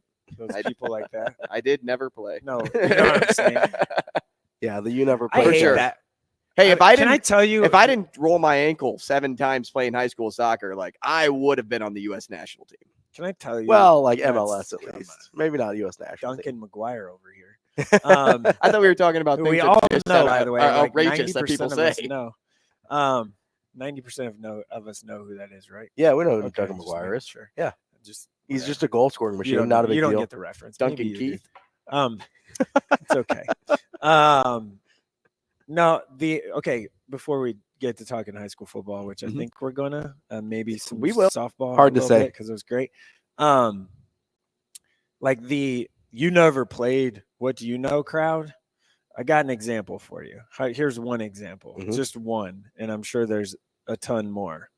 Buzz Williams, you know who that guy is? The head coach of Texas A&M men's basketball, who's making, I don't know, $5 million a year Is that good? ish, at least 5, right? Yeah, because he Feel good. coached at Marquette Marquette. and then Virginia Tech and now at Texas A&M, right? Right. Yeah, Okay. He's taken how many teams to a Sweet- 4.2 million Okay, 4 million, annually. over 4 million. that's pretty good. That's pretty good. How many teams has he taken to a Sweet 16? Are you on his wiki? Can you? No, well, I can look it up. It's- Yeah, I was it thought you three? would at take least it. one. Yeah, because Marquette did, right? Virginia I Tech think he didn't, but take they a made Virginia tournament. Tech one. Okay. He's taken at least 2 different teams to He's the been tournament. yeah, but I'm talking how many? Well, Sweet he's 10-9 in the NCAA tournament. It's still not bad. No, it's pretty good actually. You know, how many Sweet 16s has he been to? At least one. At least maybe 2. 2. Okay. Second minimum. straight Okay, this Sweet is good. 16 with Marquette. This is good. 2, right? Okay. 2's fine. You know how many games of basketball he's played in his life? Competitive basketball outside of noon ball? Like 0. 0. Never played. 0. Pretty Does good. anyone ever go to him and say, hey, he never played? He doesn't know what he's talking about. They probably have, to be honest. Like they probably. Early on, I bet they did. But you know what you get. What Not I'm saying. anymore. You get what I'm saying. So Right. for what it's worth, at Marquette, he went Sweet 16, Sweet 16, Elite 8 in 3 straight years. He made a Sweet 16 at Virginia Tech, so that's taken 2 different schools to a Sweet 16. And now he's got last year had Texas A&M in the NCAA tournament for the first time. Never played a game. In his Never life. has played, which is pretty good at There you go. basketball. Okay. Pretty Okay. good. I just want to say. I guess I could have scrolled down further to see all those things. I started reading the paragraphs. He's made millions of dollars. Oh, like dozens of millions of Like, dollars. Like yeah, a lot. lots. Yeah. Okay. So Tens of millions. just saying. He knows. And what he's turned around programs. I'm not saying Yes. I'm him. I'm not. By no means am I saying I'm him. But you know, Mike Sautter here saying he that's is not Bud true. Williams. That is not true. I'm just, anyway. No. All right. I don't know why I even got on that tangent, but No, just fresh on the mind. we just went right into what do we call that? Sautter rants. Yeah, when I All right, let's go back into your forte then, because you were all over the map yesterday doing a little 8-man. It was just football Highway coverage. 92. Like I felt like I drove on Highway 92 a little bit. So where But you said you got little to no sleep last night because you were working on all those the stories. content after the fact. So what games did you end up at yesterday? I went to Osceola, Bruning, BDS, Bruning, Davenport, and Shickley. If you forget the Shickley, they will get mad. Yep. And BDS won with a touchdown, like 30 seconds left to win on the road in the playoffs. So that was good. Connor Luce for BDS, actually a good player. So Eli Weber is actually really good, I thought. So number 22. Anyway, went there and then ran over to Cross County. Tanner Hollinger, Isaac Dickey. Tanner Hollinger is committed to Illinois as a tight end. Isaac Dickey, the fullback, commit as a walk-on to Nebraska. Noid's a good player there. Just was there for a little bit, like the first half-ish, because it was starting to get out of hand. And then went back to a great, when I say great, I mean a great 8-man facility in Shelby Rising City, hosted Elmwood Murdoch, and your boy left at the end of the third quarter. What was that, like 50 to nothing It or was something? 50 to nothing at the end of the third quarter. So I'm like, I'm getting a head start on going home. So save myself. What if about there was a 30 minutes. Stanford comeback? Nah, no chance. Running clock, it wasn't going to happen. So they got a really nice defense. The Verbka brothers, I guess, are not like Shelby's going to be actually pretty good for about a couple years here in a row. So they got full turf. It's a 100-yard turf field that they paint the 80, 40 and 80. And the stands are really nice. Track is really nice. It is. When I say the cornfield is right next to the track, I mean, it is. If you build it, he will come type of field. Yeah, it is less than 10 feet away from the track. Really? Oh, yeah. There's a fence, but I was like, whoa, that cornfield is right there. Like, I'm very surprised. So you get a little nervous, but it was because great. It's Halloween their season. facility- Somebody's gonna walk out of the cornfield. I've never been to a game in Shelby before, and it was awesome. Yeah. Like, the facility's great. Sound system, not so great, but needs a little work. Needs just a little upgrade. But everything else, it was nice. The turf is really well done. You can tell they don't use it like, overuse. It was like a lot of small schools do. Yeah, they have to, right? But there's a very many turf fields in 8-man. Johnson Brock has one, and it is an 80-yard turf field. So like built it just for 8-man. Oh, nice. And it's getting a little worn down though. And then Humphrey has one. I think like Why Not or someone else does up. Humphrey, I don't know if Why Not has one, unless they someone just up got north, one. Yeah, there's some at Crofton, one of those. I'm pretty sure has one, but there's not very many 8-man turf fields. Crofton? So something up Crofton northeast. No, I'm just trying to remember because it's been maybe 3-4 Crofton. years It's since I something covered. up that way. I'm pretty sure that has an 8-man field. It would so, shock me if Why Not did, unless they had Yeah, I don't some think type so. of millionaire come out of the small town of 292 Why Not. It is a great. Crofton would make sense. Like Hardington CC, is that still grass? It's not 8-man.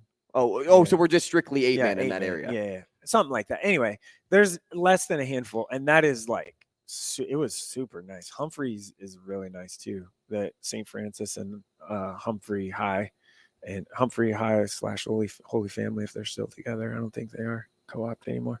But anyway, yeah, great. It was a good night. I had fun. Drove a little bit fast. Hey, get to sometimes you do that. gotta On get those where you're back going. roads of Nebraska. But we're talking like 3. So if you've never been down Highway 92 to Osceola or Shelby, Rising City, or these places, we're talking like within a 16-mile radius. I was able to hit 3 games. It was awesome. That is great. Yeah, it was great. That's nice. Yeah. Then I went home and I posted the photos and the videos. Made some content. Yep. And here I am today. Thanks for being here. We appreciate headed it. to a big game tonight is Elkhorn South and Omaha North at Omaha Northwest. I say at Omaha North. That means at Northwest. They play their home games at Kinnick. So that's probably not that Kinnick. No, different. Kinnick. Same guy though. Same guy, different. Same Kinnick. guy, different stadium. Yeah, different Same stadium. Kinnick, different day. So that one, the Elkhorn South, Omaha Elkhorn South North, North game, and Lincoln East Gretna are the best The two Class big- A games yeah, tonight. Is the one you're going to the Hurrdat Sports game of the week? We're the Pinnacle Bank game of the week. The Pinnacle Bank game of the week is my fan vote. Where to send me poll is Elkhorn South at Omaha North, and the Hurrdat Sports big game of the is week. Elkhorn big game South for at So it's Omaha double North. up. Yeah, You're gonna have a wanna big know game why? chain there. You want to know why? Why is that? Because Did you only put one game Monday, on the poll? No, on Monday. I don't know why we had 2 million people vote for Omaha North. It's not that much, but on Monday, pretty close. Yeah, it's a lot. Whoa. On Monday, it looked like Gretna at Lincoln East was going to be the winner, or York at Grand Island Northwest was going to be the winner, and then it flipped. And so Monday, I was like, okay, I got to like get people ready, like where to send these people. And so I was like, all right, you guys go to this one, and if it wins, we'll just double it up. Yeah. So and it came back and won. I was not expecting it. There you go. So you're going to be at Elkhorn South, Omaha North. Yeah, should be a defensive. So what are you expecting out of that one? Yeah, like 24-17, something like that. Okay. Tight one. Yeah. Yeah, I don't think it'll be. Not a real barn The burner. matchup, though, It's a good matchup. This though. matchup, like the line play matchup. Think about Yeah. this: you have Ashton Murphy Tyson Terry and on the other Tyson side. Terry on the other side. Yeah. Tyson Terry and Ashton plays offense. Mm-hmm. They're both going to be defensive guys in college, but Tyson doesn't really play offense. So like they're just going to. But they'll be like a You one-on-one. never really matchup notice how with- big Yeah. those two are until you stand Ashton- close to them on the sideline. I mean, both lines are really big. Yeah, across for the high school board. lines, Like they're big. for high school, like Yeah. you look out there, they're pretty big. Like it'll be who can complete some forward passes, right? That's the thing. Elkhorn South Brody Biscay has been good. I didn't emphasize. I just emphasized his name for I thought you just did it because just that's for what fun. you like to do. Just for fun, not. I didn't do that on what up. You know what I'm saying? Mm-hmm. So anyway, yeah, he's had a nice year. This is North's like first real test since week 2 when they lost to Millard West. Okay. North's schedule has been not great. When I say that, I mean like they played 2 teams with a winning record. I think. Oof. Okay. Bell West and Millard West. Yeah. So non-district, like their district's been a little rough. light so far. This game is for a district championship, and both teams are going to make the playoffs. But it's kind of like who's going to be number 3, right? Right, Everyone fighting for like who can be that team. Mm-hmm. Because right now it could West be side, a number Millard of South, and teams then- and everybody. Oh, else. you're just instantly slotting the side up to 1, Ravi? Yeah, I feel okay about that. Oh, really? Yeah, I feel. All Hey, right what'd about you that. think about Feel that? pretty good about that. Not only the performance, and you The only got scores, to like see whatever. it, right? But I saw the clip. what about the of play Kayl. by CB? Yeah, That's just him in a nutshell. tossing it back to RJ Eckhart, not Ryan. Ryan is his government name. I've never heard anyone call him Ryan in my life. I think it's always been RJ. Like never heard of Ryan. Just the type of player Ryan CB feels is. like when I was a kid and I got in trouble, my mom would say, Michael, Yeah. Yeah, Yeah. the government part. So no, yeah, he's a great kid. Like I think anyone that's ever interacted with him would tell you that. Except for the Millard South football players on Friday night. Like, were you shocked at all when you saw that happen? Like, I was shocked that he handed it off just because you would think, like, the natural football play is just to run it all the way in.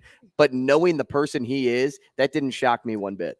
No, I think yeah, I mean, I wasn't shocked by that at all. Just dropping it off to his teammate. And also, some people could take it the total wrong way and be like, oh, there's showboating and whatever. And if you feel that way, then you just have some sort of vendetta. You got other problems. You're just a miserable human being. You can't get over. Yeah, you just whatever. Like if you feel that way, then you just need to find something else to do with your life. So yeah, no, Westside's really good. We know that playoffs are coming. They'll be the number 1 seed when we release the brackets tomorrow morning. Live from Lincoln at 8 a.m. I will be our friends at Strive.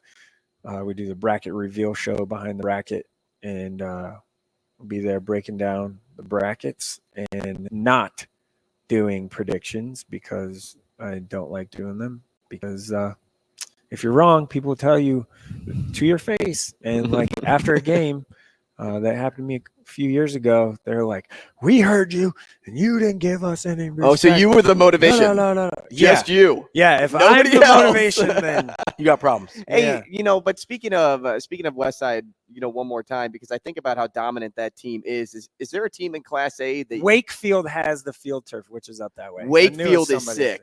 I knew it was somebody up that way. I like that. So, they were such a weird story too, because Wakefield was lost that last team that couldn't ever compete in playoffs because they had like the numbers to be 11-man, but they played 8-man. Yeah, they upped it down. Yeah, do they still do that?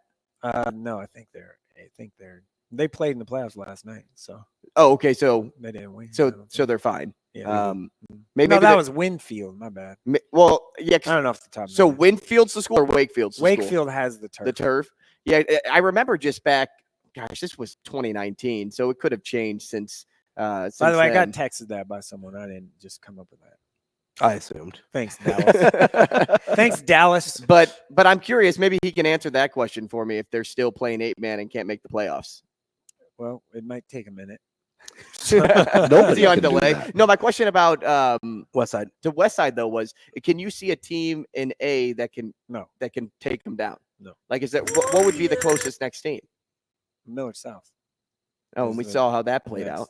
Yeah, but it was close. I mean, it was a good. I mean, they were competitive, right? For a minute. For a while, right? I mean, because it was what I wasn't there, so I haven't. I need to go back and watch the film. 17-0, and then Miller South came back a little bit, and then Westside put it away late. So, I mean, it wasn't 17-14 in the third quarter. Right, but it was 17-0, and then it was 17-14. So sometimes the scores can be deceiving as to how the game's going. It wasn't close for that long, though. Let's also look at it like this: there was a constant 30 mile an hour wind in the entire night, the face of the offense the entire night. Yeah, and it was for both teams, and it was there was rain off and on, so it was wet, windy, cold conditions, and so I don't know that was a great example for either team. I just don't know that like and I don't know obviously we don't know what the weather's going to be like. It'll be cold, right? But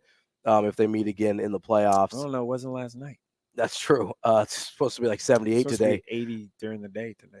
So you assume by the time they would meet again in the playoffs, it'd be cold, but hopefully you're not dealing with 30-mile-an-hour winds that obviously affected both offenses. So it'll be interesting to see. And then we got people cherry picking passes that were incompletions and putting it out on social media. See, I told you this quarterback wasn't good.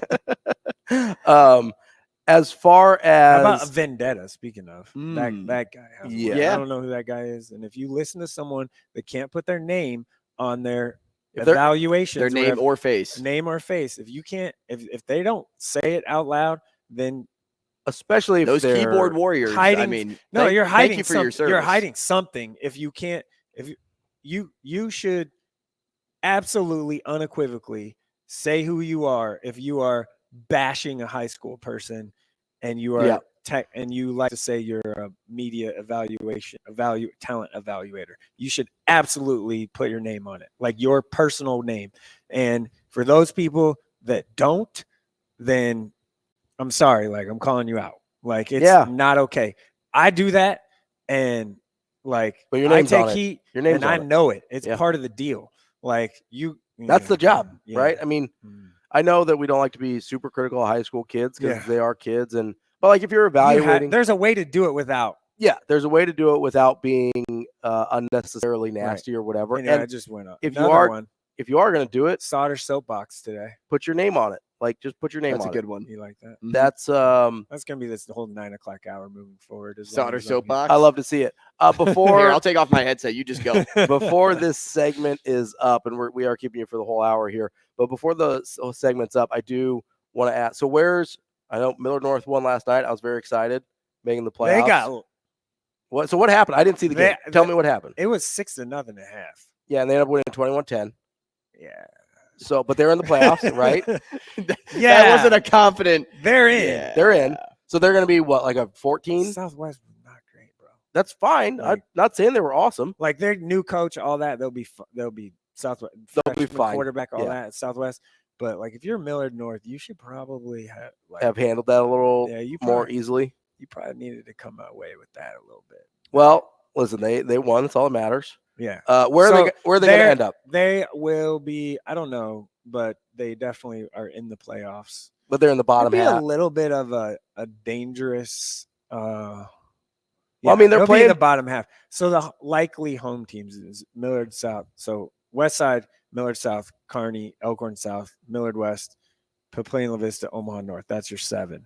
Okay. So they are gonna have to go on the road.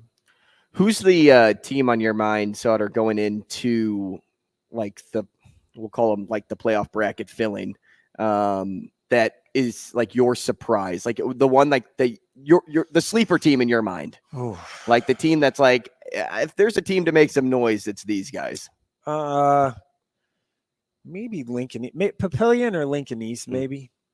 I said Papillion at the beginning of the year. When even in our coaches poll, and you were all over it, and all the other polls, that are out there that do team rankings, I said got a pretty good running back. They are the dark horse, whatever, for sure. I thought at the beginning of the year. Yeah, you've been on them after early. I went to their first practice. I was like, yeah, like was that the midnight better. one? Yeah. So, they can make some noise. Because their line is pretty big and good. Like not just Eric Ingwerson on the defense line. I'm talking their offensive line's pretty good. They don't get enough run, like their offensive line. And Peyton Prestito is really, really if good. he's not the best back, he's one of 3-4 handful. So 37 carries for 322 against Prep that'll do it. That'll play. Yeah, right? that'll do it. And that'll get you like cold, windy game. That's a good fantasy number. You need that. Cold, Yeah. windy game. You might need that. That would be helpful. So, yeah. Does it get cold and windy in November in Nebraska? November in Nebraska? A little bit. Yeah. Just a little bit. Yeah. That's why I'm holding out hope for my Mustangs with that ground game. Just pound it away, baby. Bro, they got to stop a nosebleed right now. Coming up next, we're going to get to some picks for the weekend for Let's do Andrew and myself. Sauter's going to stick around here on Mike. Hurrdat Sports Radio. Crowd gets me going here on a Friday. Let's go. Shane coming in hot with that. Let's go. What are you, like a Bills Mafia member breaking tables over here? No, he's got to jump that gets on you the fired table. up. If that doesn't get you going, Andrew, then I can't help you. I was going at 7. It gets the people going. It's Hurrdat. I woke up at 6:15. No, I didn't. It was like my alarm went off at 6:40, and I woke up at about 7:10. It is a Friday on Hurrdat Sports Radio. Ravi, Lulla here. Did I Andrew brush Rogers, my teeth this morning? Mike Sautter. I would not ask that question out loud and ponder it. Mike Sautter wondering if You're he supposed to remembers. say, I did brush my teeth. I'm this debating morning. in my mind right now. Ravi, just get a whiff of whatever's I'm in the okay. air. I'm Is it gonna- liver and onions? I'm gonna I'm stay trying over to here. think like, did I do that? Yep, I did. Okay. All right. Okay. I got like 3 hours of sleep. Hey, there are those moments though, like even I think I've told you this before. I thought he was just taking off the headset. You out? Yeah, I'm sleeping. There are those moments where I wash my hair twice in the morning. Mm-hmm. Me too. And I'm just your arms. You wash Like, the hair on your arms. Did I shave my head this morning? I don't remember. I can feel that. Sautter, That's that easy. doesn't happen to you often, right? We Who's are your barber?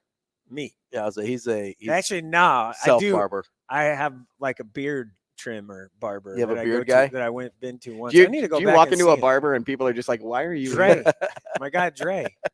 Nah, Dre. You don't Dre forget mess about around. him. No, it's my guy Dre. Yeah, it was a joke there. Dre Tart. I didn't get it.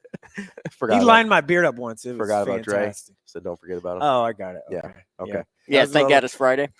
over my Yeah. head. But not Dre. Didn't touch Oh, any they're hair. It's top- because it's so aerodynamic. It's easy to go Tart. over his head with the aerodynamics. I don't there. know the name of his shop, but it's up there.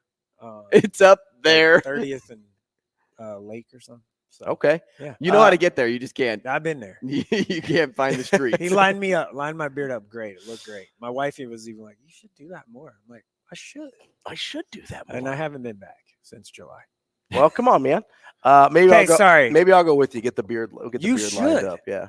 No, like even like your cheekbones. Yeah, you yeah. do it, all of it. All right. Well, we'll see what You happens. wanna Me go too. with me Yeah, you sometime? too. Get it. You Yeah, wanna we'll go. sometime. Yeah, You maybe. can't grow facial hair because Hey, you're 12. don't talk about growing hair with me. You're 12. We've got some picks. We want to do some picks Let's this do it. week.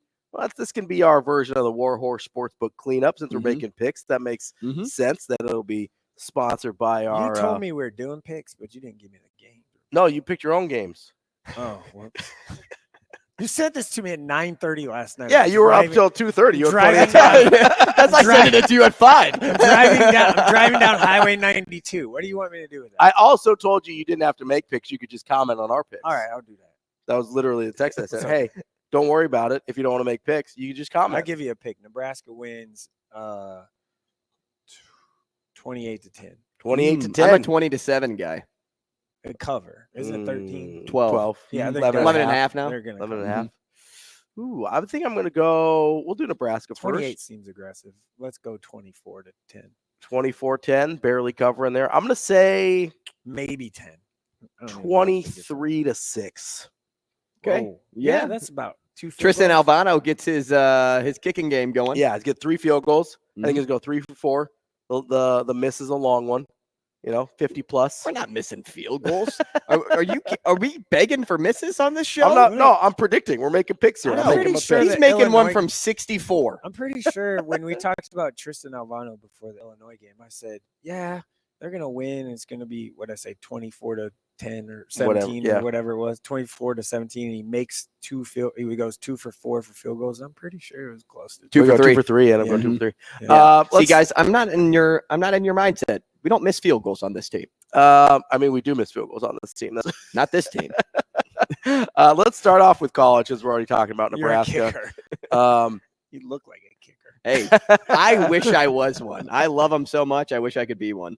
Gosh, Andrew, NFL you want to go first? Or you want me to go first? Where are we going? NFL? Let's go college first. College football? Yeah. Well, so I wanted to do like the 3 plays that I really like are Penn State plus 4.5, Minnesota plus 4.5, which would have faded Brian Edwards' play of Iowa -3, and USC -6.5. But we kind of talked about those yesterday, so Yeah. I didn't want to do those So again. you went a different So direction. I chose three games that were completely different. The first one, Michigan State plus 24 against Michigan. Not a chance. Here's why I think. So you think they that cover the big numbers? So Ain't no way, the Jack. spread over 3 touchdowns in this rivalry has only been done 3 times. And in all 3 instances, Michigan State is covered. Mhm. And they even won one back in 2020.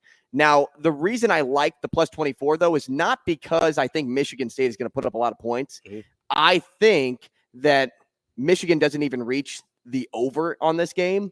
So anytime you can bet the under and a team with a huge spread, Mhm. I'm going to bet the team with the huge spread. So what are you thinking? Like 31-10, something like that? I'm expecting Michigan to blow them out, but I'm expecting them not to hit the over-under. So Michigan State That finds a number way does to seem cover. a little high. It's a big number. That's a big number. God, All right. they're gonna kill So that's why I went with that play. That makes sense to me. I went with Duke plus 14.5 against Florida State. I think Florida State wins this game. I don't think they win it by Does more than- Riley Leonard play? So I think yes. If he doesn't play, then I feel differently about this one. But what I was reading, I think he's going to play. Duke's got a good defense. That's the thing, though. Duke has a really good 14 defense, and a half feels like a lot. and It they're does. really, Kind really of feels good like a trap. at limiting big explosive plays. Florida State lives off of those. To me, I think Florida State wins. I think you're looking at like a 7 to 10 point game, though. I don't think that.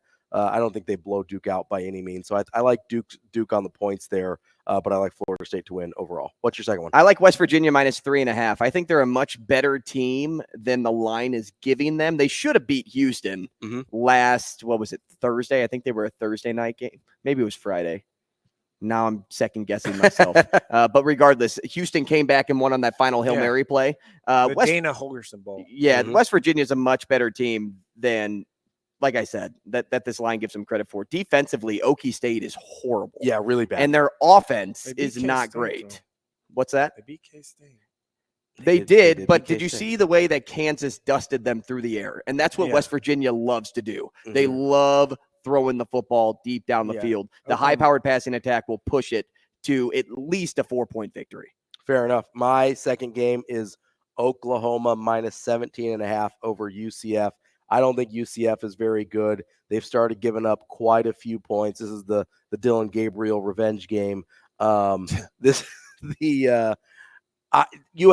has been giving up a ton of points in their losses.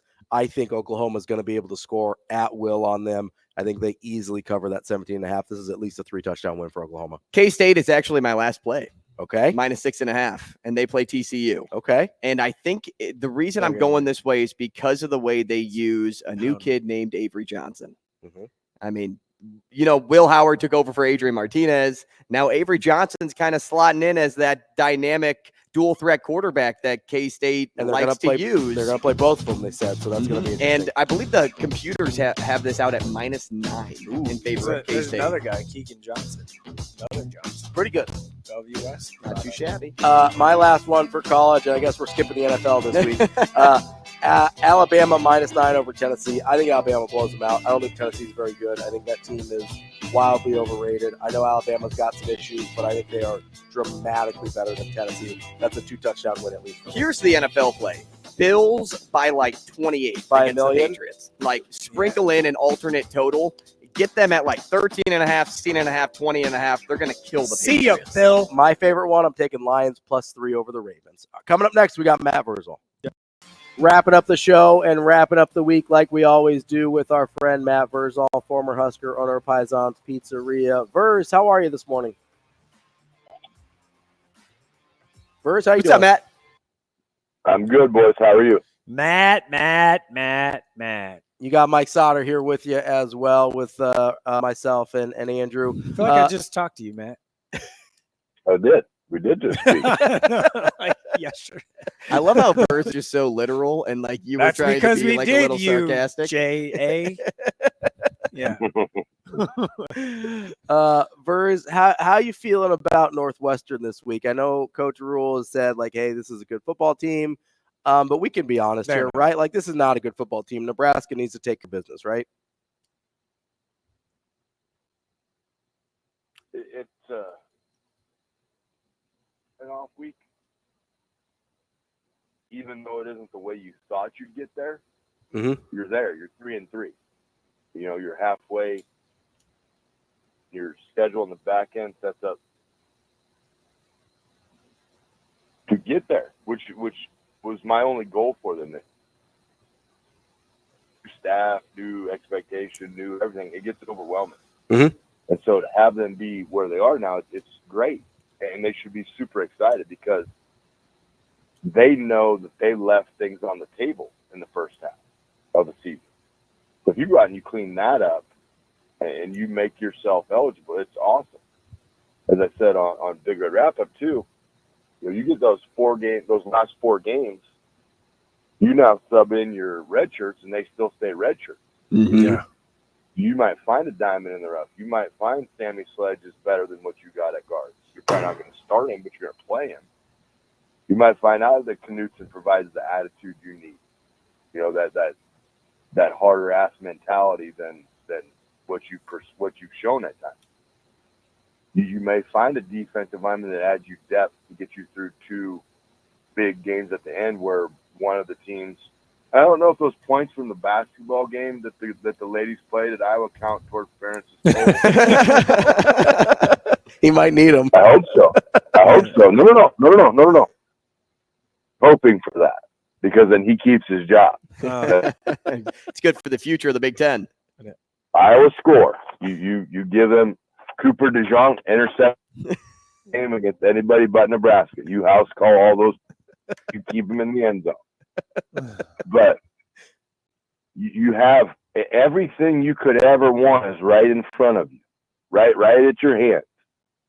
You control your own destiny, and that's all you can ask for in life, is that I control where I'm going. And they have that chance. They should be super excited. And they should want to go out and curb stomp Northwestern. That's probably what I'm watching for. Do you have a bunch of killers? Are you going to go out, and if they get down, are you going to kick them hard? And I hope to get to see it. I really, really do. I hope they get up early, and I hope they keep the foot on the gas, and I hope they score half 100. I think you'll do a lot for them. When you said Sam Sledge, I pounded the table because I feel like I've been pounding the table for that kid for a while. We had a question that I'm curious. How many offensive linemen, and this is Ken on YouTube here, how many offensive linemen he thinks should be on a roster each year, 15, 20, or 10? Not sure if he's talking high school or college.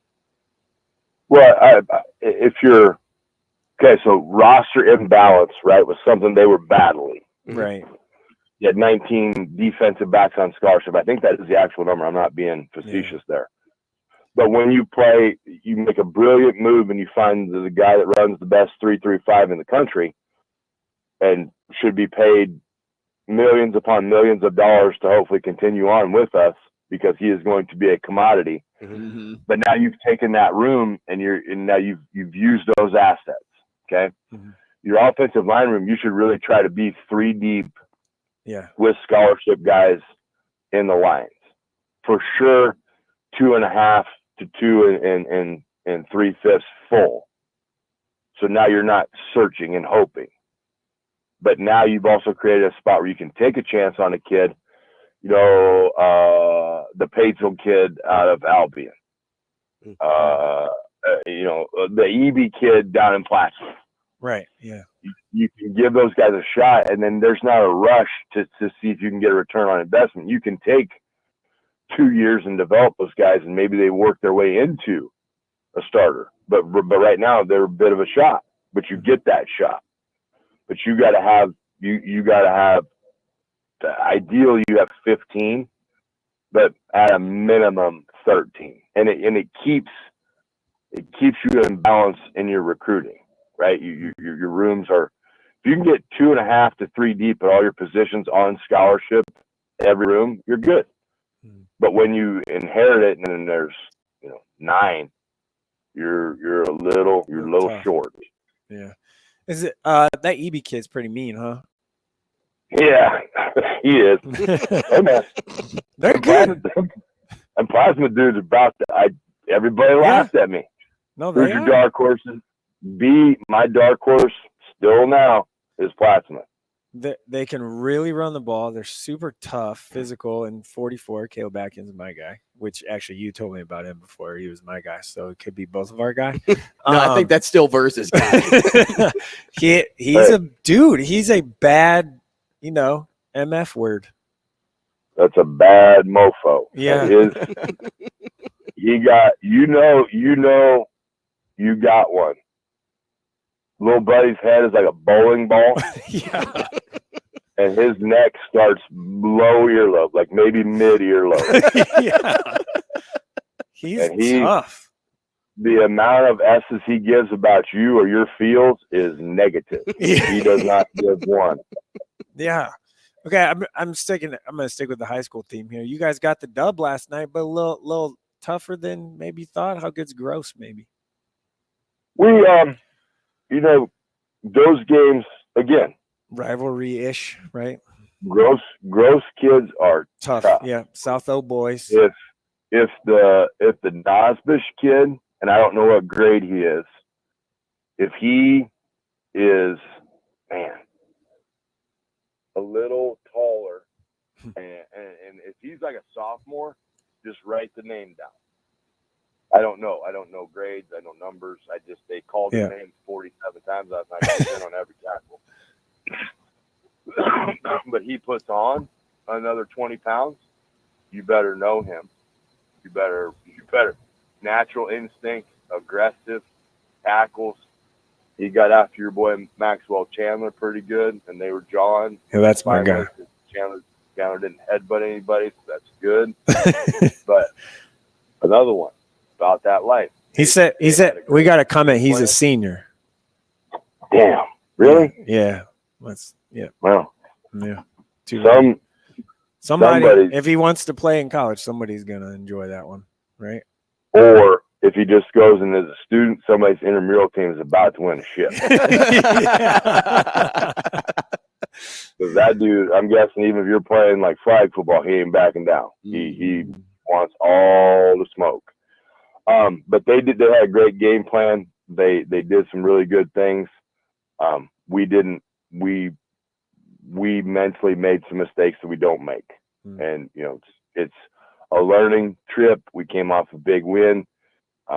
We needed to be a lot more mentally sharp than we were, and we did. Fortunately, we were able to get the win, and we get to go to the playoffs, and we'll see what happens. Yeah. Verz, let's bounce back to Nebraska here. If you were in the locker room today, a senior on this 3-3 team that's been a part of so many struggles over your time at the school, what's your message to the young guys in this moment on game day or, leading up to game day about the importance of winning this game, in particular to set yourselves up for a productive second half of the season? I take it back a step, and I say just win your next play. Just win. Just keep it as minute and simple as possible. If that's a practice rep, win that. If it's a lift, win that. And if we steal from Major League, if we start to win all those and you get on a single repetition win streak and everybody's on that single repetition win streak, then we can go still achieve goals we have for our season. But we got to do it together. If you want to go rogue and you want to do something on your own, please just check in your S, because we can't do that. We don't have that. But if all of us get on board and do everything together, we can go someplace. But if you want to do something individually, you're going to have to pack your S and leave. So someday you and I should do like an hour, just unfiltered, like on the YouTubes, where you can just where you don't have to, you can say say what you want. You don't have to abbreviate the words. I think that'd be fun. Every Sunday morning, I get the opportunity. You mean to stop by one time? Yeah, if you want to. I think there'd be a lot of cussing. Really? You too? I'm shocked. Verz, as we get out of here, about 15 seconds left. You said you're hoping Nebraska takes care of business and drops like half 100. Is that how you think the game's going to go? Honestly, my guy, I don't try to guess anymore. I just have to watch it and see what happens. Fair enough. Fair enough. Should happen. We appreciate your time as always. We will talk to you again next week. Have a good weekend, Verz. Thanks, Verz. All right, boys. Yeah. That's the show for the week. We'll be back next week here on Hurrdat Sports Radio, AM 590, ESPN Omaha, ESPN Tri-Cities, KFOR in Lincoln.